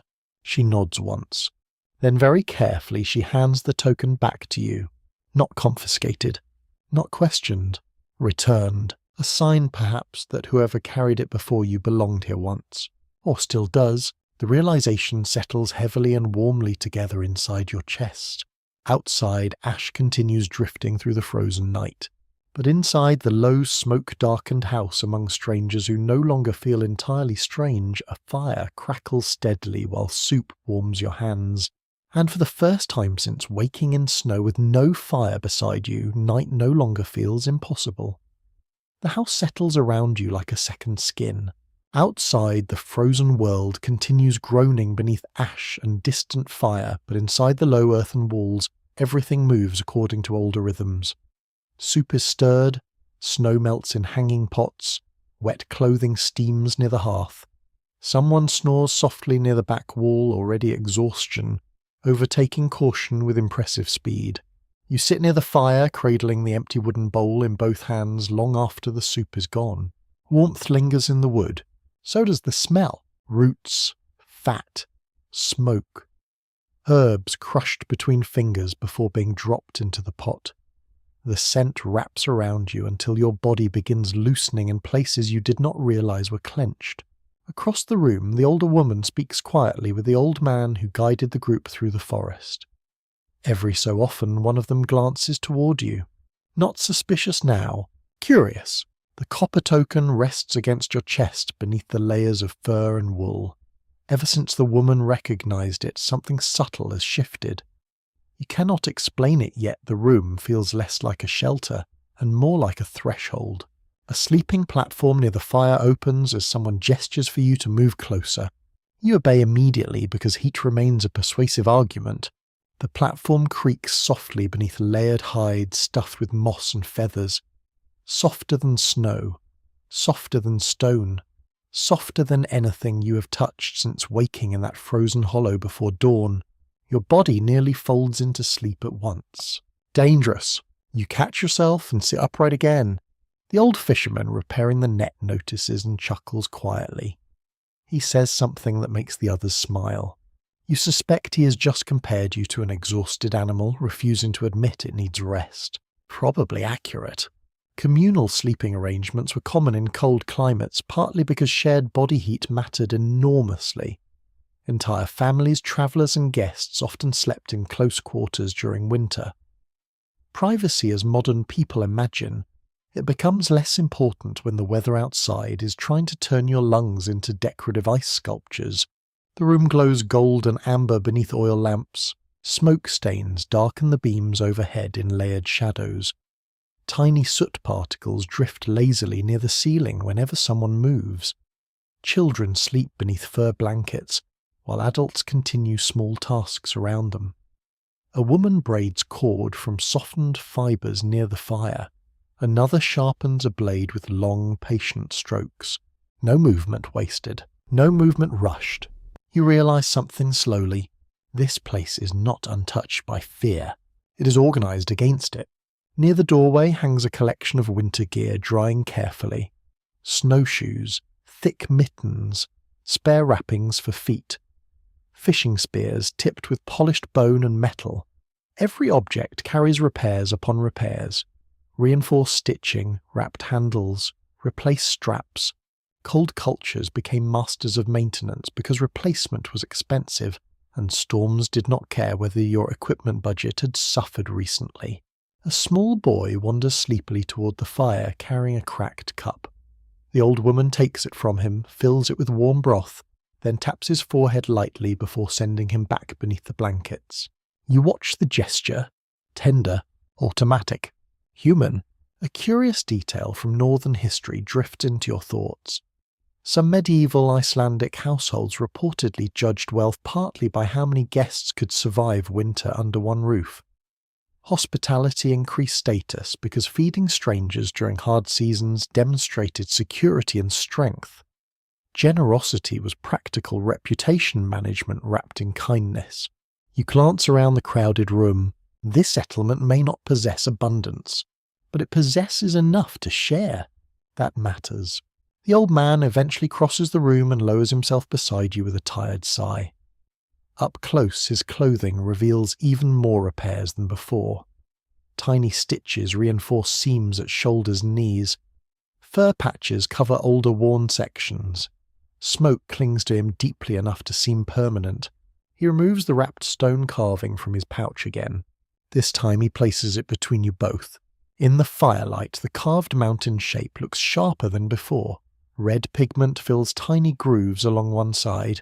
Ash, perhaps, or ochre. He points toward the distant mountains outside, then toward the carving, then toward the copper token beneath your clothing. Connection. You nod slowly, despite understanding almost nothing. He studies your face for a moment, then says one word carefully. Not your name. A place, perhaps, or a people. The word sounds heavy with memory. He taps the carving again and repeats it. You try saying it back. Your pronunciation is terrible. The old man winces slightly. Fair enough. Still he nods once afterward. Good effort from the confused ash-covered stranger. Specialists studying oral cultures often note how names tied people to landscapes directly. Rivers, mountains, valleys, clans and roots intertwine through language in ways modern maps flatten into labels. To know the correct name for a place could mean understanding its dangers, resources, ancestors, and seasons all at once. The old man points upward suddenly. The room falls quiet. A faint sound reaches through the roof. Not thunder, not wind, a distant roaring. Everyone listens. The noise fades after several breaths, leaving only the crackle of fire and soft bubbling from the soup pot. No one panics, which somehow feels more frightening. They have heard this before. The old man wraps the stone carving again and places it back into the pouch. Then he presses one hand flat against the floor beneath you. You feel it a second later, a tremor. Tiny, barely there, but real. Bowls rattle softly against the shelves. Dust falls from the beams overhead. A child stirs in sleep but does not wake. Volcanic communities throughout history often adapted psychologically to recurring danger in remarkable ways. People continued farming near lava fields, fishing beside unstable coasts, building towns beneath smoking mountains. Scholars continue debating how familiarity reshapes fear. Perhaps constant danger becomes background noise, or perhaps survival simply leaves little room for permanent terror. You think of the abandoned shelters, the trail markers, the shrine bells in the wind, the people moving through snow while ash darkened the sky. They were not surprised, only tired. The tremor passes.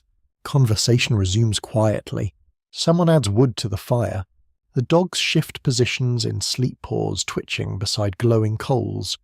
One lets out a low, sleepy whine before settling again. The room smells richer now as another pot is uncovered near the hearth.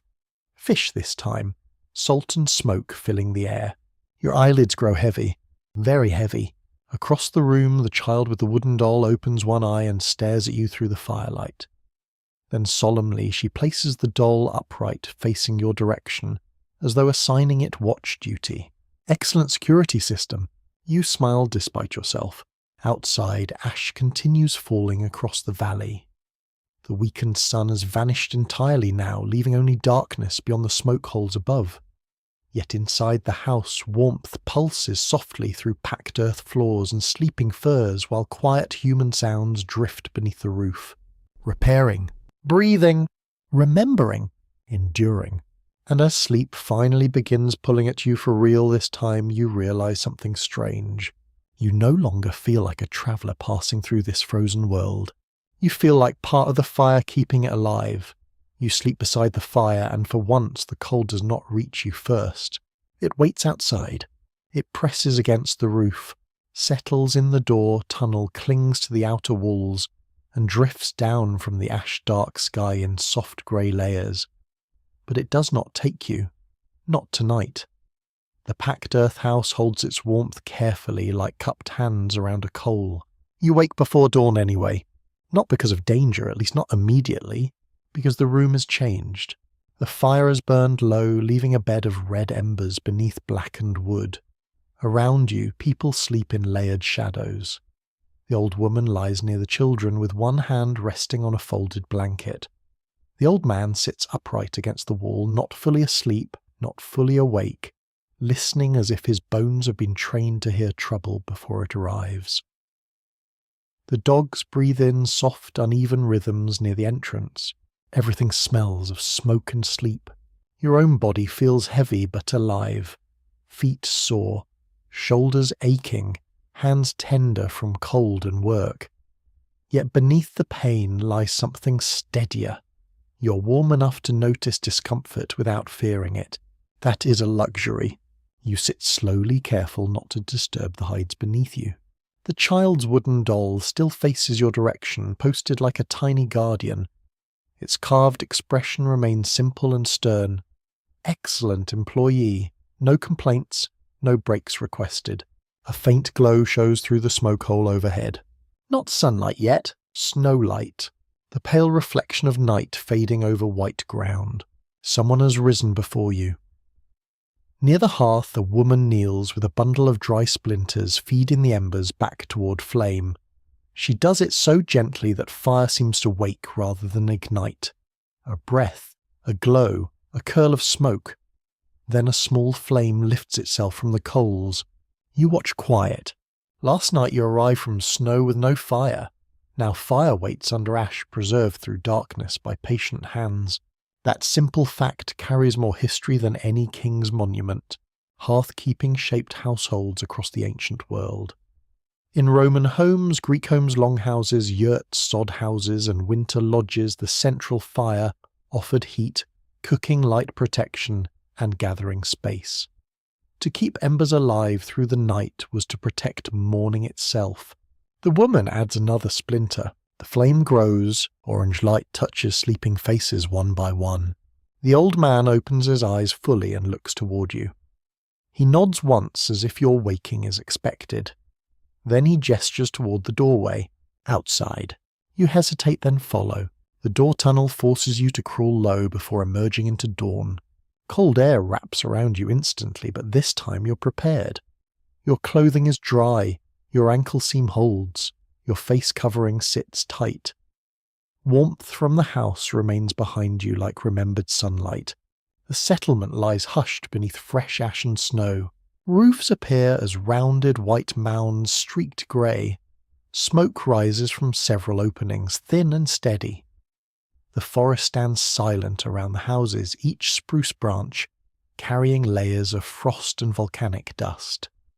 The sky has cleared in places, revealing a dim blue morning above the darker clouds still stretched over the mountains. The world looks wounded, but not ended. People emerge slowly from other houses. A door covering lifts. A figure carries a pot toward a snowbank. Another shakes ash from a hide. Someone coughs spits into the snow, then continues working. Daily life resumes with quiet stubbornness. Ash crunches differently beneath your boots. softer than yesterday, thicker. You crouch and touch it. Grey powder coats your fingers fine as flour. Beneath it lies snow, and beneath that hidden earth waiting through winter. Layers, disaster upon season upon soil. Archaeologists often study such layers to understand past catastrophes. Volcanic ash can preserve footprints, tools, pollen seeds, and entire settlements with eerie precision. The same material that disrupts life can later protect its traces as if destruction becomes an accidental archivist. You look down at your own prints. Already ash begins collecting inside them. The old man walks toward a low mound near the edge of the settlement. Several others follow. You join them because no one stops you now. At the mound, snow has been brushed away from a circle of stones. Beneath one flat stone lies a shallow pit lined with clay and blackened by old fires. The old man kneels and removes the stone. Inside, sheltered from wind and snow embers, glow faintly. Not from last night's house fire. Another store. A reserve. A hidden heart beneath the ground. A murmur passes through the gathered people. Relief, perhaps. The old woman brings a twist of dry grass and lowers it carefully toward the glow. Smoke rises, then flame. Small, hesitant, alive. You understand at once. This is why the settlement endured. Not because danger never came, because fire had been hidden in more than one place. Some cultures maintained communal fires or ritual hearths as symbols of continuity. Among the Vestal Virgins of Rome, the sacred flame of Vesta was kept burning as a sign of the city's life. In colder and older settings, the meaning could be even more practical. Shared embers meant no household faced darkness alone if one fire failed. Researchers remained cautious about linking every ancient hearth deposit to ritual, because cooking craft ceremony and survival often use the same flames. A hearth can be kitchen altar, workshop, story circle, and emergency system all at once. People do not always separate meaning into neat containers. Here no separation is needed. The hidden embers are practical. They are sacred. They are both. Someone laughs softly nearby. A tired laugh. The best kind after fear. The young man who fell through the river stands wrapped in dry furs, pale but upright. The child holds her doll under one arm and watches the revived flame with enormous seriousness, as if supervising the dawn. The old man takes the small copper token from your hand after you offer it without speaking. He warms it briefly above the new flame, then presses it back into your palm. Not ownership, blessing maybe, or simply heat. You close your fingers around it. Warm metal against skin. A strange old tidbit comes to mind. In parts of Europe, people once carried fire from one household to another during seasonal rites, rekindling hearths from a shared source. Imagine the entire neighbourhood resetting its warmth together, which is basically a community software update, only with smoke and significantly more mittens. The sun finally rises behind the ash haze, weak, pale, but present. Its light spreads across the settlement, catching on roof smoke, frost, and the tiny flame now growing from the hidden embers. No one cheers. No one needs to. Survival in winter rarely announces itself loudly. It arrives as ordinary work continuing after terror. Wood is gathered, food is warmed, ashes swept from doorways, children are fed, dogs are scratched behind the ears by people pretending not to be sentimental. You stand among them, warmed by fire that slept beneath snow, and the memory of your first waking returns with startling clarity. The hollow, the silence, the ash on your shoulders, the missing fire. The thought that morning itself might not forgive you. But morning did not save you alone. People did. Unknown builders of shelters, hands that stored tinder, voices that remembered roots, strangers who shared soup, an old woman correcting your stitches, a child appointing a doll to guard your sleep. Fire survived because it was carried hidden, fed, shared, and trusted from hand to hand. And so did you. The wind moves gently through the trees, shaking loose a little ash that drifts down like grey snow over the newborn flame. The old woman shields it with her palm until it steadies. You do the same beside her. Just one hand, just one small shelter against the cold. And that is enough for now. Word count 1162. The morning softens around you. No more running, no more cracking ice beneath your feet, no more lonely waking beneath a sky that tastes of ash. Only the slow work of warmth returning little by little, breath by breath, ember by ember. You remain beside the sheltered flame while the settlement wakes in gentle layers. Someone stirs the pot. Someone laughs quietly in the next house. A dog sighs and settles back into the snow as though it has personally solved every crisis of the age. The child's wooden doll rests near the doorway, still watching, still calm, its tiny carved face catching the first dim light of day. You let your shoulders drop. The cold is still outside. History is still full of storms, migrations, hungry winters, strange skies, and people making difficult choices beneath them. But it is also full of hands reaching across the dark with bowls of soup, dry leather bone needles, shared stories, and coals kept alive for someone who has not arrived yet. So you breathe in slowly. Smoke, snow, pine, warm earth. You breathe out and the breath fades into morning.